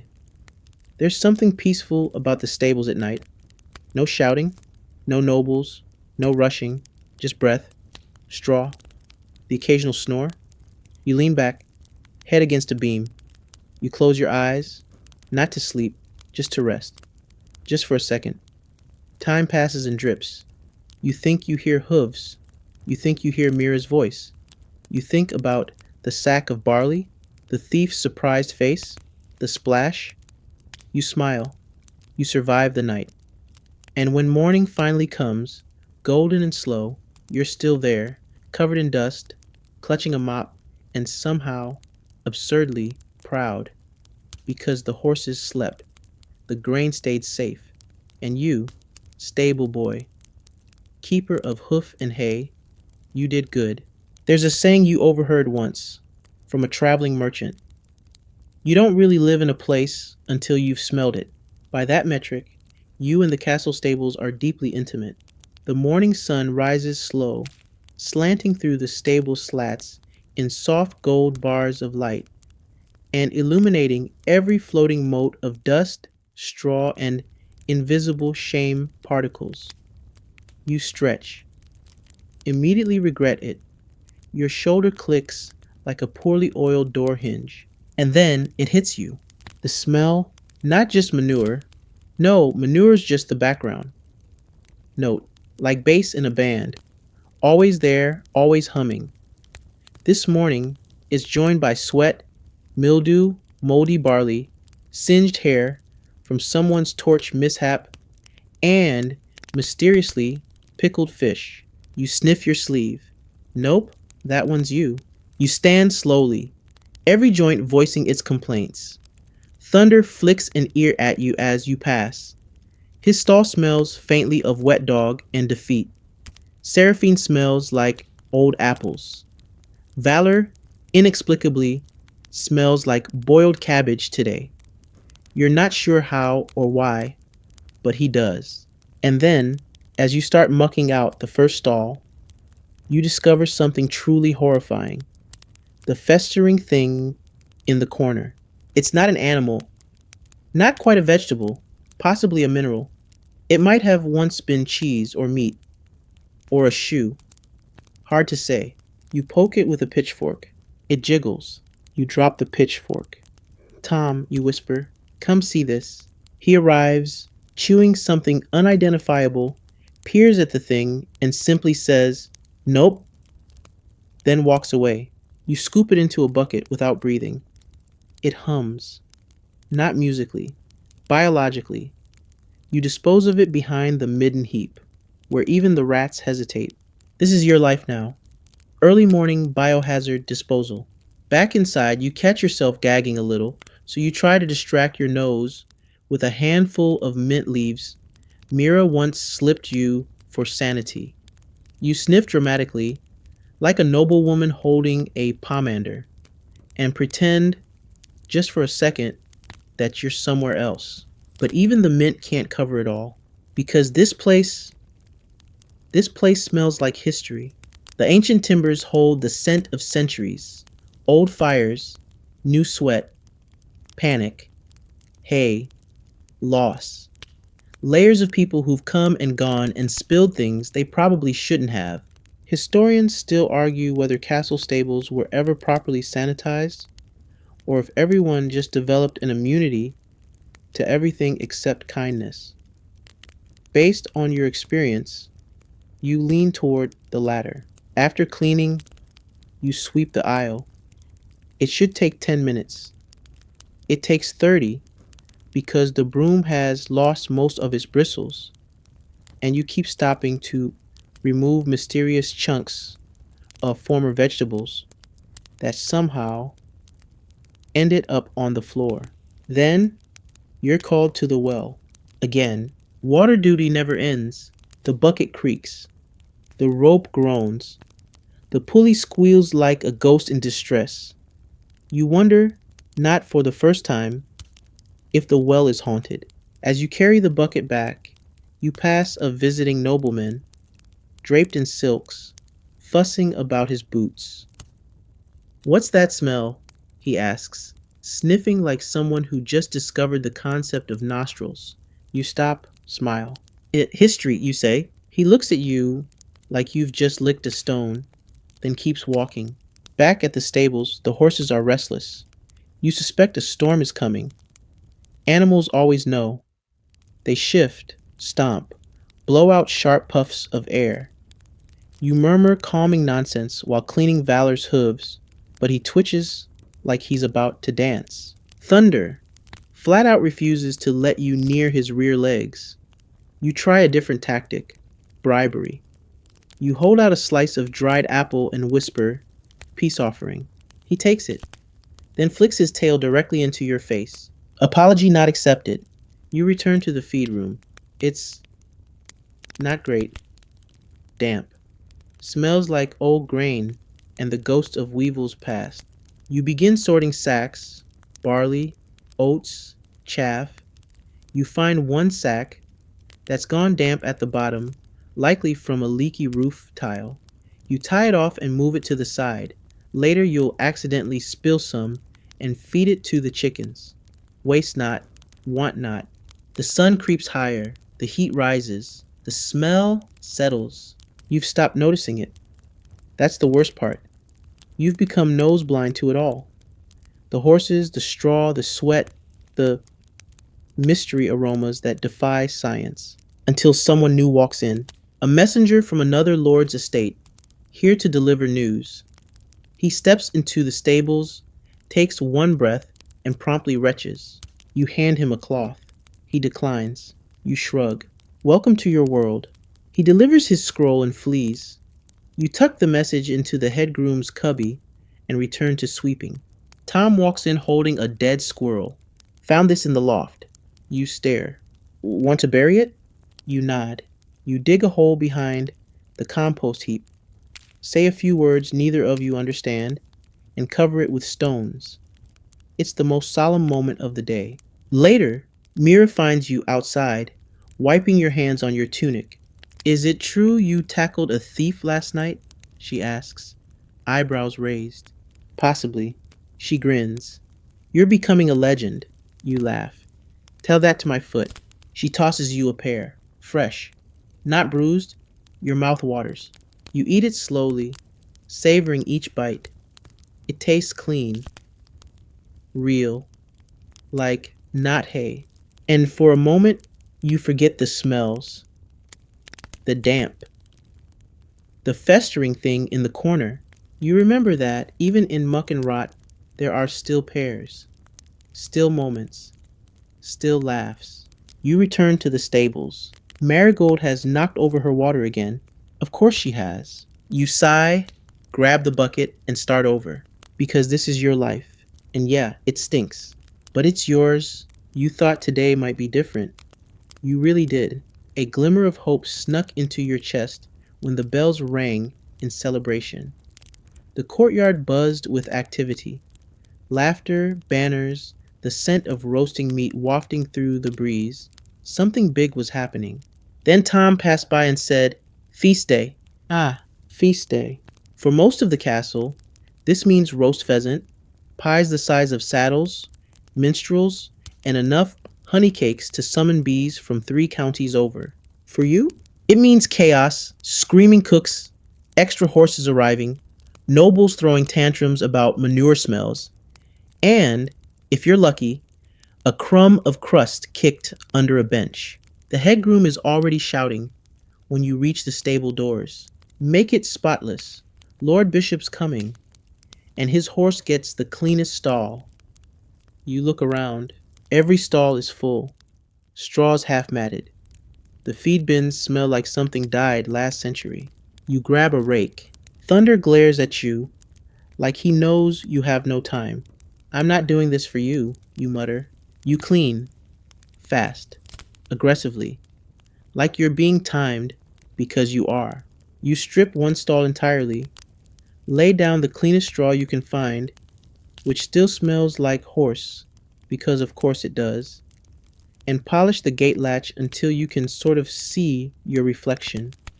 Smeared, sweaty, and slightly haunted, the bishop's retinue arrives mid-morning, horses dressed better than you, velvet saddle blankets, silver buckles.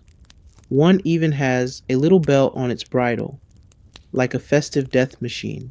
You take the reins of the bishop's white stallion, his name is probably something like Ecclesiastical Glory, and lead him to the special stall.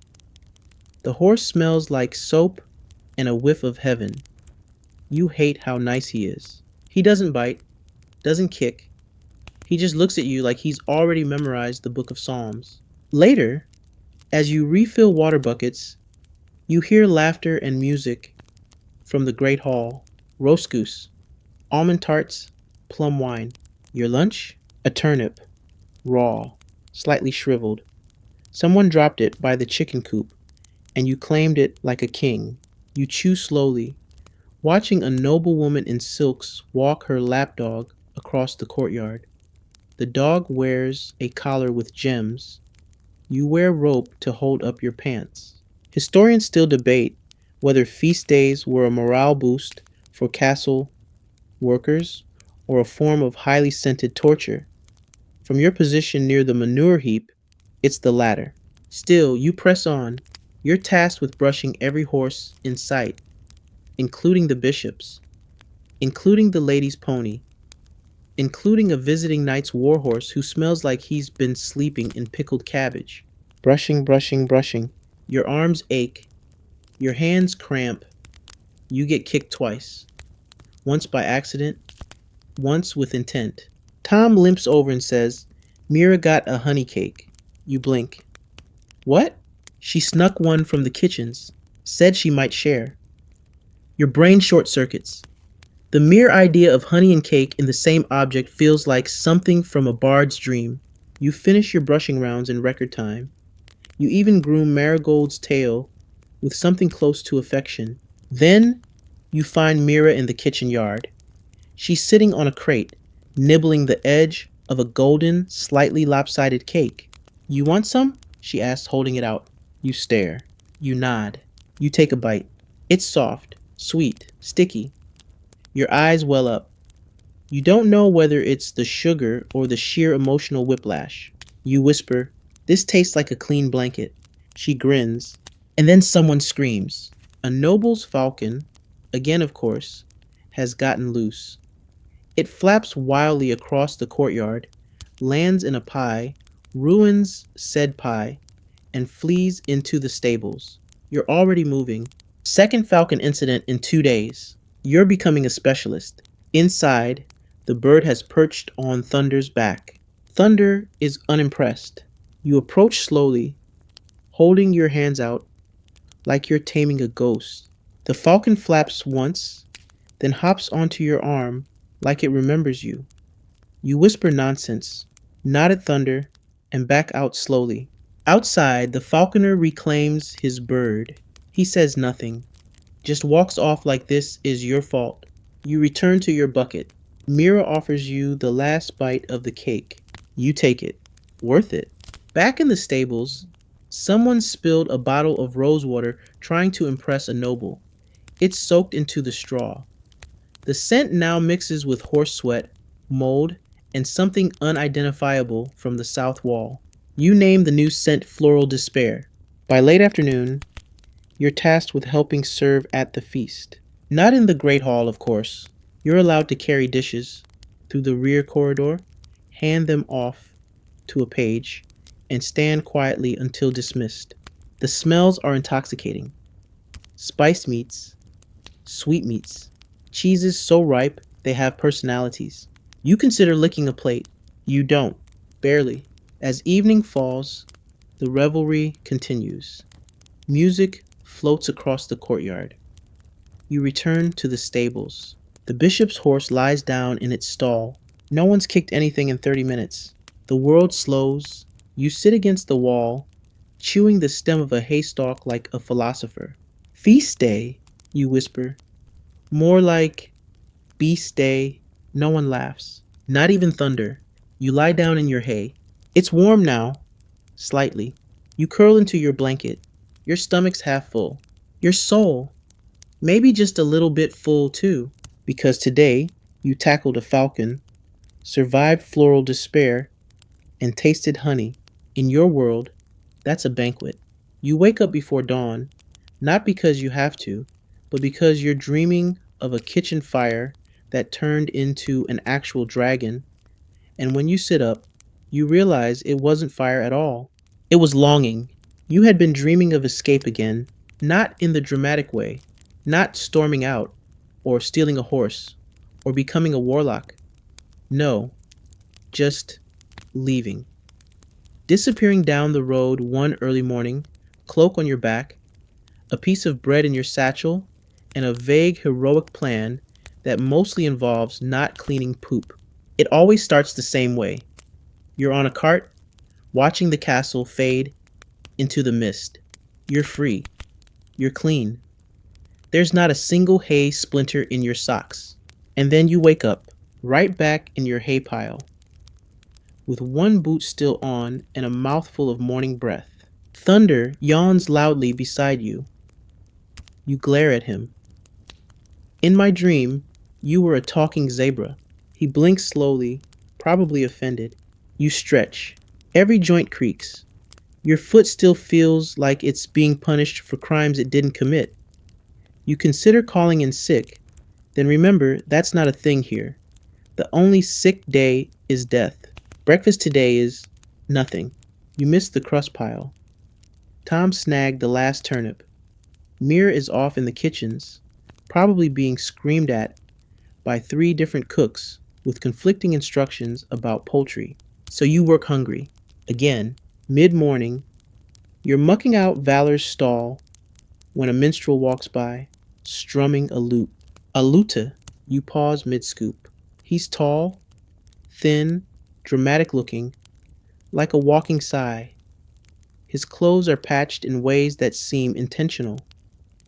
He hums a tune, tosses a wink at a laundry girl, and vanishes into the great hall. And just like that, you're jealous of a minstrel. Historians still debate whether traveling entertainers had harder lives than castle workers.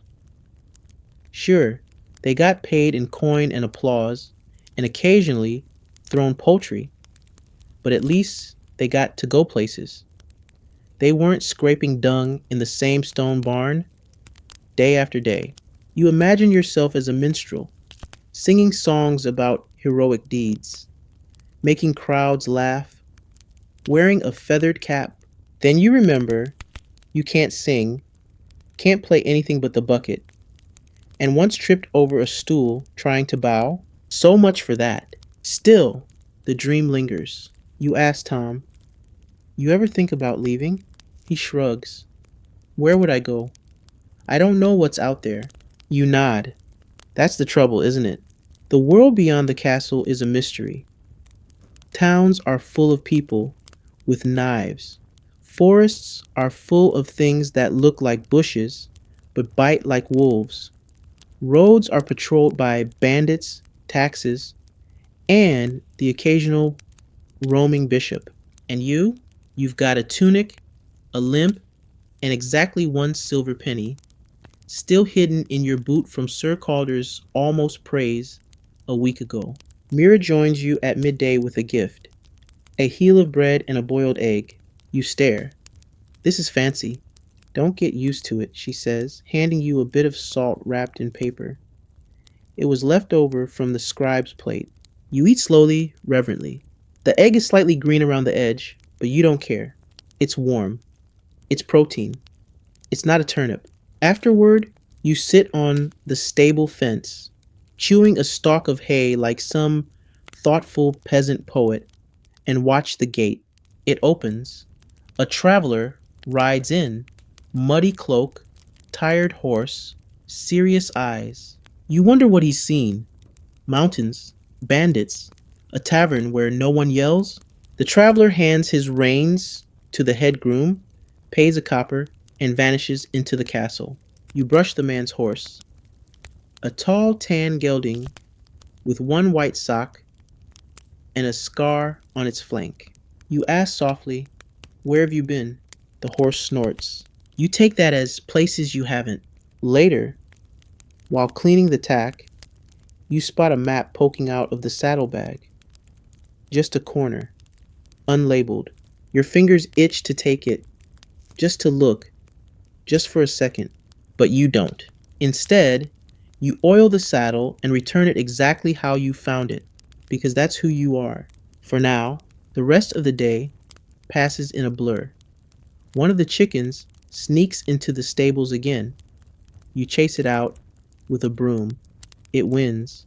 Seraphine eats something suspicious and throws it back up. You clean it. Valor kicks over his water and gives you a smug look. Dinner is soup, mostly broth, a few floating lentils if you squint.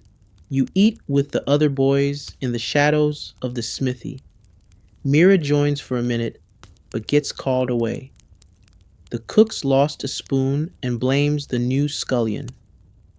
Again, you lie back after eating, arms behind your head, watching the clouds darken into night. And you think, maybe someday, maybe you'll leave, maybe you won't. Maybe you'll become the head groom, or the horse whisperer, or the slightly unhinged stable poet who talks to mice. Or maybe this is it. You tuck the silver coin deeper into your boot, just in case, because one day, maybe not today, you'll wake up before dawn, walk past the guards while they're half asleep, climb onto the first horse that doesn't hate you, and ride. You wake in the middle of the night to the soft but unmistakable sound of rain. It starts slow, a light patter on the stable roof. Then, as if the heavens thought, not damp enough down there, it escalates. Fat drops thump against the wooden beams. Water seeps through cracks. You've patched 3 times with burlap and sheer optimism. You shift under your blanket, which is now a sponge. Your hay pile goes from rustic to swamp adjacent in a matter of minutes. Thunder groans. You groan back because you know what's coming. When it rains, the horses don't sleep well. When they don't sleep well, you don't sleep at all. A gust of wind howls through the cracks. A nearby shutter bangs open. Thunder shuffles in his stall. Marigold lets out a high-pitched musical whinny that sounds like she's narrating a tragic opera. You sit up, wrap your cloak tighter, and limp down the aisle to check the stalls. The back corner has flooded. Again, you grab a rake and start channeling the water toward the drain, which hasn't worked properly since the year of the Great Goose incident. You mutter curses into the straw, like some kind of medieval plumbing wizard. The wind picks up. It whistles. It moans. The horses are restless. Tails swish. Hooves stamp. Eyes roll. You whisper calming words, but the words get lost in the storm. By the time dawn peeks over the soaked rooftops, you've already done a full day's labor in wet boots. And speaking of boots, they now squelch. Every step, squish, squish. Tom stumbles in around first light, yawning. What happened? Sky exploded. He looks at your hair, plastered to your forehead, and your shirt, transparent with damp. He nods. Looks about right. The head groom comes in just as you're dumping a bucket of water outside the stable door. We've got guests, he says. Of course you do. Another noble. Another horse. Another reason to pretend your entire life isn't a slow motion, soggy disaster. You meet the new arrival. The horse is, well, it's terrifying. Tall, black, covered in scars. It has eyes like it's seen battles and writes poetry about them. You suspect it might be able to read. This one bites, the groom says casually. You look at the horse. It bares its teeth. You nod. Wonderful. The stall you plan to put him in is now a shallow pond, so you move him into Thunder's old corner, while Thunder gets upgraded to the only dry stall, technically reserved for the bishop's visits. You don't tell anyone? After securing Bitey MacWarhorse, you return to the flooded area with a shovel and some stubbornness. You dig a trench. You curse the mud. You fall twice. You do not cry. You do mutter, "This wasn't in the brochure," which Tom finds hilarious. Later, Mira shows up with a bowl of warm barley mash and says, "You look like a drowned turnip." You thank her. Genuinely. You eat standing up, dripping onto the floor. She hands you a dry rag. You wipe your face. It does almost nothing. But the mash? Glorious. Slightly sweet, warm, and doesn't fight back when chewed. You briefly consider proposing to her in exchange for permanent barley access. Then you remember you still smell like wet horse and broken dreams. She leaves to help with breakfast in the Great Hall. Nobles need 10 kinds of eggs, apparently. You patch the worst parts of the roof with old saddlecloths and 2/3 of a discarded curtain. It flaps in the wind like a flag of resignation. Historians still argue whether medieval stables had proper drainage systems or if stable boys just adapted to mild drowning. Today, you lean hard into the adapted theory. By midday, your hands are raw, your clothes still damp, but the floor is mostly dry, the horse is calm, and no one has been kicked in 3 hours. You sit on an overturned bucket and let the steam rise from your body like a boiled vegetable.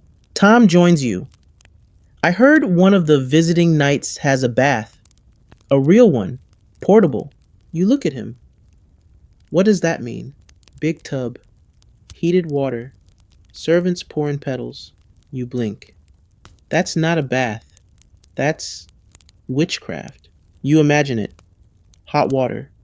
Clean skin. A smell that isn't barnyard chic. One day, until then, back to work. You help repair a broken latch. The bishop's horse kicks a lantern. You catch it before it hits the straw. You are briefly hailed as that stable boy with the reflexes of a saint. Then someone spills soup in the hay, and you spend an hour cleaning it up, with a broom and a look of existential dismay. By evening, the storm has passed. The sky glows pink and gold. You sit outside the stable door, feet in a puddle, watching the clouds drift. Mira joins you with a crust of bread and a piece of honeycomb. You take it slowly, delicately. It's sticky, messy, and perfect. You don't say much. The horses munch hay behind you. Thunder snorts contentedly. The wet curtain on the roof flaps lazily. The castle still smells like roasted lamb and rosewater and ambition. But out here, it smells like earth and straw. And maybe, just maybe, a bit like home. You're back in the tack room, trying to fix a saddle that looks like it's been used as a chew toy by a very angry bear. The leather's split. The girth is frayed. The pommel has teeth marks. Horse or knight, you're not sure which. You sigh. The whole room smells like old leather, sweaty wool, and regret. Outside, the courtyard hums with the low drone of castle life. Somewhere nearby, a bard is rehearsing a love ballad to a vegetable, possibly a turnip. It's unclear, but he's committed. Inside, you poke your finger with the awl. Again, that's 3 new holes in the saddle and 2 in your hand. Tom walks in, holding something. Guess what I found in the hayloft? You glance up. A will to live. No, old boots. You blink. That's actually useful. He holds them up. They're huge, stiff, and slightly green, but they're better than your current pair, which is more concept than footwear at this point. You swap them out. They don't fit, but they mostly cover your feet and only squeak when you walk. Improvement. Midday brings an announcement. Lord Farron's hunting party returns this evening. 8 nobles, 12 hounds, 2 cartloads of something they'll eat and you will carry. The stables must be immaculate. You look around. You see straw, dust, a goat for some reason, and Jeffrey sleeping upright in a hay bale. This will take a miracle. And elbow grease. And more yelling than you're emotionally prepared for. You and the boys get to work. It's a flurry of mucking, sweeping, rearranging, and, at one point, attempting to evict the goat. It's wearing a saddle and eating parchment. You leave it. You're not paid enough for goat politics. By the time the horns sound, the stables shine, by your standards anyway. The hunting party thunders in, mud splattered, loud, and smelling like wet dog and entitlement. The hounds scatter. One jumps into the water trough. One tries to befriend Thunder. Thunder bites it. No one blames him. You take the reins of a dapple gray mare. Her rider is too busy complaining about the temperature of the wine to thank you. Classic. One by one the horses are stabled. One noble insists his horse be given sweet hay only, and mutters something about oats infused with rose petals. You nod, smile, and give the horse the same feed as everyone else. The horse thanks you with a fart and a wink. Then the weird thing happens. Lord Farron, tall, gruff, terrifying beard, calls for the boy who caught the falcon. That's you. You step forward, unsure whether this is reward or punishment. He looks you over. You've got hands, he says. You stare at your hands. Yes? Good with horses? You shrug. Still have all my limbs. He grunts. That's either approval or indigestion. Then he points to his black gelding. Tends to bolt. Keep an eye on him. You nod. Of course, my lord. As he turns, he adds, Good work. You blink. Did that just happen? An actual compliment? You feel it in your chest. A weird warmth. Like someone poured broth on your soul. You groom the gelding slowly, carefully. He nips once, but not hard. Like a test. You pass. That night, while mucking out, you hum. Not a song, just a sound. Content. Unremarkable. And then Mira shows up. She's holding something behind her back. What now? You ask. She grins and produces a pastry. Flaky, buttery. Smells like cinnamon. You stare. It's for you. Why? You look like you needed to believe the world wasn't entirely cruel. You take it slowly. Bite. Chew. Close your eyes. It's still warm. You look at her. You're going to get me in trouble. She winks. Only if you tell. Later you sit on your hay pile. New boots on your feet. Pastry crumbs on your tunic. You hold the saddle you stitched earlier. It's ugly. But it'll ride. Thunder shifts in his stall. The goat bleats from the rafters. No one knows how it got up there. You stretch out. Tired. Sore. But not quite broken. And in the quiet of the stables, with the rain long gone and the scent of cinnamon still faint on your fingers, you think maybe this is enough. You wake to snoring. Not your own. Not Jeffrey's. Definitely not the goat's, though it is somehow still in the rafters, defying gravity and expectation. No, this snoring is new. Throaty. Guttural. Regal. You peek over your hay pile and spot the source. Lord Farron. On a stool. In the stable. Asleep. Still in his hunting cloak. Mouth wide open. Drooling slightly onto his glove. You freeze. because when a noble decides to nap in the stable, everything becomes a trap. Every sound, every movement, every misplaced pile of straw is now a possible crime. You tiptoe like your boots are made of feathers. You hold your breath while brushing Seraphine. You spend 20 minutes cleaning the same spot on the same gate because it's the farthest you can get from the snoring without technically leaving the building. Tom arrives, sees Farron, mouths why? You shrug. Then, with all the drama of a curtain dropping at a play, Lord Farron suddenly snorts, stands, and walks out without a word. You blink. Tom blinks. The goat sneezes. Nobody says anything. Later that morning, the castle erupts in news.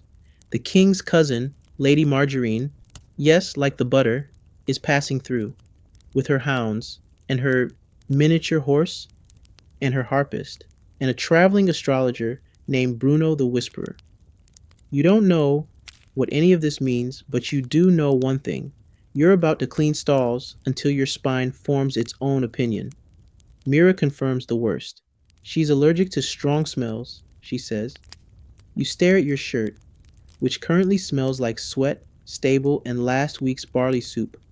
Perfect, you say. I reek of medieval ambiance. You scrub everything. Stalls, walls, feed buckets, your own arms. You even find yourself scrubbing a saddle girth with mint leaves. Why? Because someone said it might help. Tom's attempting to bathe Marigold with cold water and a spoon. Jeffrey is sneezing from all the kicked up dust. The goat is now wearing a ribbon.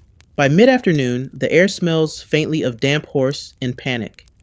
Lady Margarine arrives in a litter carried by 4 men who all look like they hate their lives. She's veiled, draped in lace. A small dog pokes its head out of her sleeve. Her miniature horse trots proudly behind, wearing a tiny hat. The harpist plucks something dramatic. Bruno the Whisperer says nothing. He just stares at the sky like it owes him money.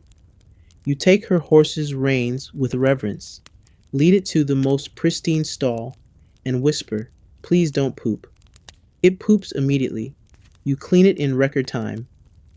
Lady Margarine nods once in your direction. You're not sure if it's approval or a neck twitch, but you take it. Then comes the astrologer, Bruno the Whisperer. He approaches slowly, eyes distant. "Stable boy," he says. You blink. "Yes?" You walk with the foot of pain. You glance down at your still bruised toe. "You're not wrong." He squints. "I see. Straw. Much straw. And a goat in your future." You look at the goat. The goat looks back. You nod. He's not wrong. Bruno the Whisperer nods deeply and walks into the shadows. You assume that's just how he exits everything. Once the ladies' party settles, the head groom claps his hands. "Feeding time." You nod. You've done this so many times your arms move before your brain does. Scoop, pour, distribute, dodge tail swipes. Apologize to Valor for existing. As you feed Thunder, he gives you a soft nudge. Not a demand, not a warning, just a nudge. You pat his neck. "I know, buddy. Nobles are weird." Evening descends with a golden hush. You sit on the fence beside the stable, watching clouds bruise the sky. Mira joins you, holding a baked apple. You raise an eyebrow. "I stole it from the harpist," she says. You both eat in silence. The apple is sweet, tart, warm enough to make your cheeks feel like they belong to someone with choices. Then she says, "You're good at this, at stealing apples, at staying, when it's hard." You chew slowly, consider the words. "I don't know what else to do." "That counts," she says, choosing to stay. The goat wanders by with a flower crown someone placed on its head. You sigh. Bruno was right. You both laugh. Later, you finish your last round of the evening. One last muck, one last sweep, one last quiet word to each horse. The stars bloom overhead. The air cools. You lie back in your hay. Your foot still aches. Your shirt still smells like damp dignity. But you're okay. Lady Margarine didn't faint. The astrologer didn't curse you. And the goat has stopped climbing the hayrack. For now, you close your eyes. Somewhere in your dreams, you're riding that miniature horse across the moors, yelling poetry at the wind, with Bruno shouting riddles and Mira throwing apples. You smile, because somehow none of this makes sense, and somehow it all does. The sun is up before you. That's never a good sign. It means you've overslept. It means the horses are probably hungry. It means someone is already yelling your name and planning a punishment involving latrines. You bolt upright. Your blanket is wrapped around your leg like a sleepy snake. You trip, crash into a feed bucket, and land face first in a small puddle of water, hay, and something suspiciously sticky. Morning. Tom mutters from a nearby stall, brushing Marigold's mane like he's been up for hours. He hasn't. He just enjoys pretending he has the moral high ground. You grumble and get to work. Because today is hot. Not warm, not spring is here, hot. Hot. The kind of hot that makes the air taste like wool. The kind of hot that makes hay feel like it's steaming. The kind of hot that makes you question whether you actually are in medieval Europe or just a very historically accurate oven. By midday, your shirt is soaked, your boots squelch. Every time you bend down, sweat pours off your nose in dramatic Shakespearean drips. And the horses? Miserable. Thunder's ears are permanently pinned. Seraphine won't stop stomping. Valor keeps dunking his entire head in the water trough, which you have to refill every 10 minutes because he drinks like a furry bucket. The flies are back in force. They hover like tiny demons. They land on your arms, your face, your eyes. You've swatted yourself in the head 6 times already. At this point, you're not sure who you're fighting anymore, you or the flies. The goat refuses to go outside. It's parked itself in the shade of the saddle rack and will not move. You respect it. To make things worse, a young noble, Sir Flavian, is practicing falconry in the courtyard. Again, he releases his hawk, flies about 6 feet, then vomits spectacularly all over the freshly scrubbed stone path. Flavian blames you. I believe your presence startled him. You blink. He's wearing a bell and screaming, I'm not the problem. Flavian storms off to complain to someone who doesn't know what vomit smells like. You return to the stables, where Mira greets you with a bucket of water. Drink, she says. You do. You dunk your entire face in it first. Much better, you gasp, dripping. I think my tongue had turned to leather. Still smells better than the south stall, she replies. You both laugh, weakly. Later, while brushing down the horses, you hear a crash, then a scream, then something that sounds like 50 pounds of linen hitting cobblestone. You rush out to find a squire collapsed in the sun, his helmet steaming like a stew pot. His legs twitch. His eyes are glassy. You shade his face. Someone runs for water. Mira appears with a soaked rag. Eventually he comes to. Heat stroke. They say the heat makes fools of us all, but today it's making everyone slippery. You watch as 2 pages chase a runaway wheelbarrow filled with laundry that's now decorating the rose garden. Meanwhile, the cook's dog has decided it's too hot to walk and is now lying flat in the kitchen doorway.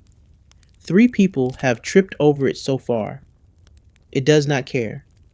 By afternoon, the air is thick. You can see the heat. It wavers above the courtyard like a bad omen. Tom tries to boil an egg on a flat stone. It works. You applaud, then realize you're probably hallucinating from dehydration. The horses are panting. You rig up extra water buckets, You try to create shade by draping old saddle blankets from stall doors. One collapses. Thunder eats it. You let him. Historians still debate whether summer was more difficult for stable boys than winter. Winter brought frostbite, but summer brings the constant sticky sensation of wearing your own skin like a wet towel. At one point, Lady Isabel insists her palfrey receive a cooling rinse. You oblige. You rinse the horse. Then she insists on lavender oil afterward. You pretend your bucket has lavender oil in it. It does not. She nods, pleased. You get back to the stable, just in time for someone to bring in 3 new oxen. Why? You don't ask anymore. You just move the goat. You reassign a stall. You get headbutted by one ox and step in something created by the other 2. You accept this. Evening brings no relief. The sun dips, but the heat lingers like a guest who won't take a hint. You and Tom sit in the shade, eating what might be cheese. It's soft. It's suspicious. It tastes like hope. Mira joins, fanning herself with a bread paddle. She brings you a slice of melon. You almost cry. As the sky darkens, the stable's quiet. The horses sleep. The goat snorts once and rolls over. You lie back. The stars blur a little. Your hands ache. Your skin smells like salt and horses and whatever that was in the ox stall, but you made it. You didn't faint. You didn't yell at Flavian. Out loud. You're still here. And tomorrow will be cooler. Probably. Maybe. Hopefully. You wake up before the rooster crows. Not because you're eager, but because something is crawling on your face. You swipe it away. A beetle? Big one. You sigh. Sit up. The hay is damp. Again. Your blanket has officially become a historical artifact. Your shirt has a straw collar now, and your foot is doing that numb throb combo that suggests it's just given up on you as a person. But you're alive. Again. You step outside into a world wrapped in early mist. The air is cool, heavy with dew, and smells like damp stone, manure, and the faintest hint of something baking far off. Bread, maybe. Or some cruel dream about bread. The courtyard is quiet. The castle still snores. Somewhere, a guard is muttering to himself, and the goat is chewing something that used to be part of a curtain. You head straight for the water troughs. Valor's is half empty. Thunder's is full. He's just standing next to it, staring at you like he wants you to sing.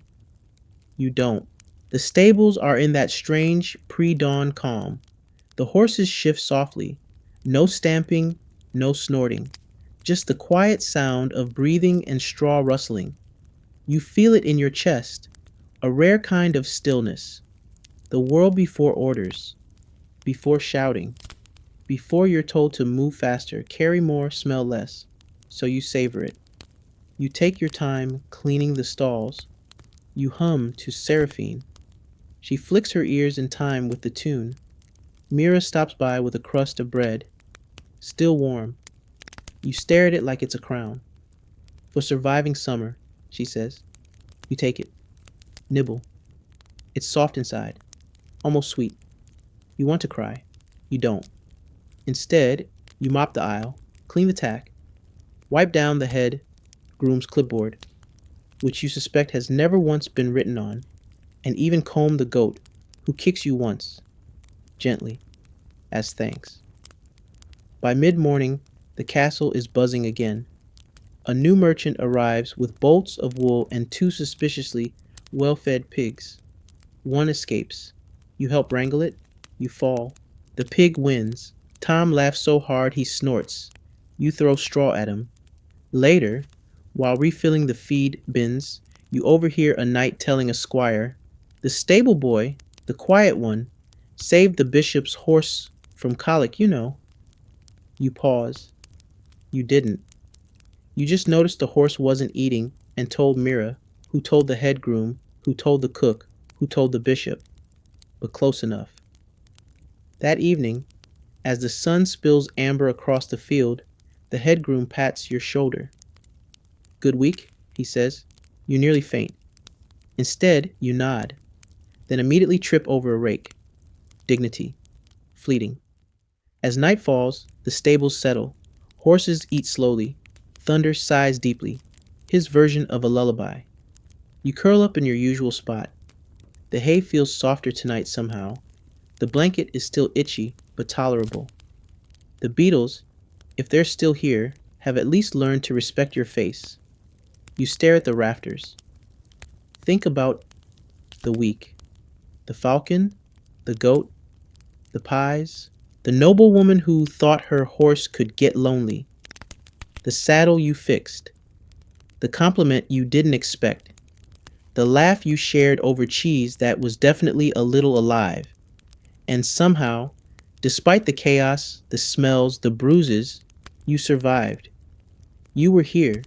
You are here. Still standing, still shoveling, still dreaming, sometimes, of something more, but not bitterly. Because this life, as strange and scratchy as it is, has given you something you didn't expect. Endurance. And occasionally free bread. You close your eyes. Outside, the stars blink. The castle hums. And in the silence between breaths, between hoofbeats and hay rustles, you rest. So now, with the last stall swept and the lantern dimming low, you settle in for the night. The straw beneath you shifts softly, and the familiar scent of horses and dust feels less like discomfort and more like company. Your muscles ache, yes. Your hands are cracked, and there's hay in places hay simply shouldn't be. But you've made it through. One more day, one more sunrise survived, one more evening earned with sweat and stubbornness and just a touch of miracle. The air cools now. The wind outside brushes the stable walls like a lullaby. Somewhere above, an owl hoots once, softly, as if to say, "You did good, kid." Thunder breathes out a deep, slow snore. You mimic him. Inhale. Exhale. The warmth from your own breath fogs the cool air just a little. It rises, like all that hard work slowly lifting away into the beams, into the rafters, into the sky. You pull the blanket close, not for warmth necessarily, but for comfort. You think of the bread, the brushing, the goat in a flower crown, of Mira's soft laughter, of Tom's bad jokes, of how far you've come from the first morning you woke up on this hay pile, and you let go. Let your thoughts slow. Let your limbs settle. Let sleep find you gently, because the work is done, for now, and tomorrow will come, as it always does. But right now you're safe. You're still, and you're exactly where you're meant to be.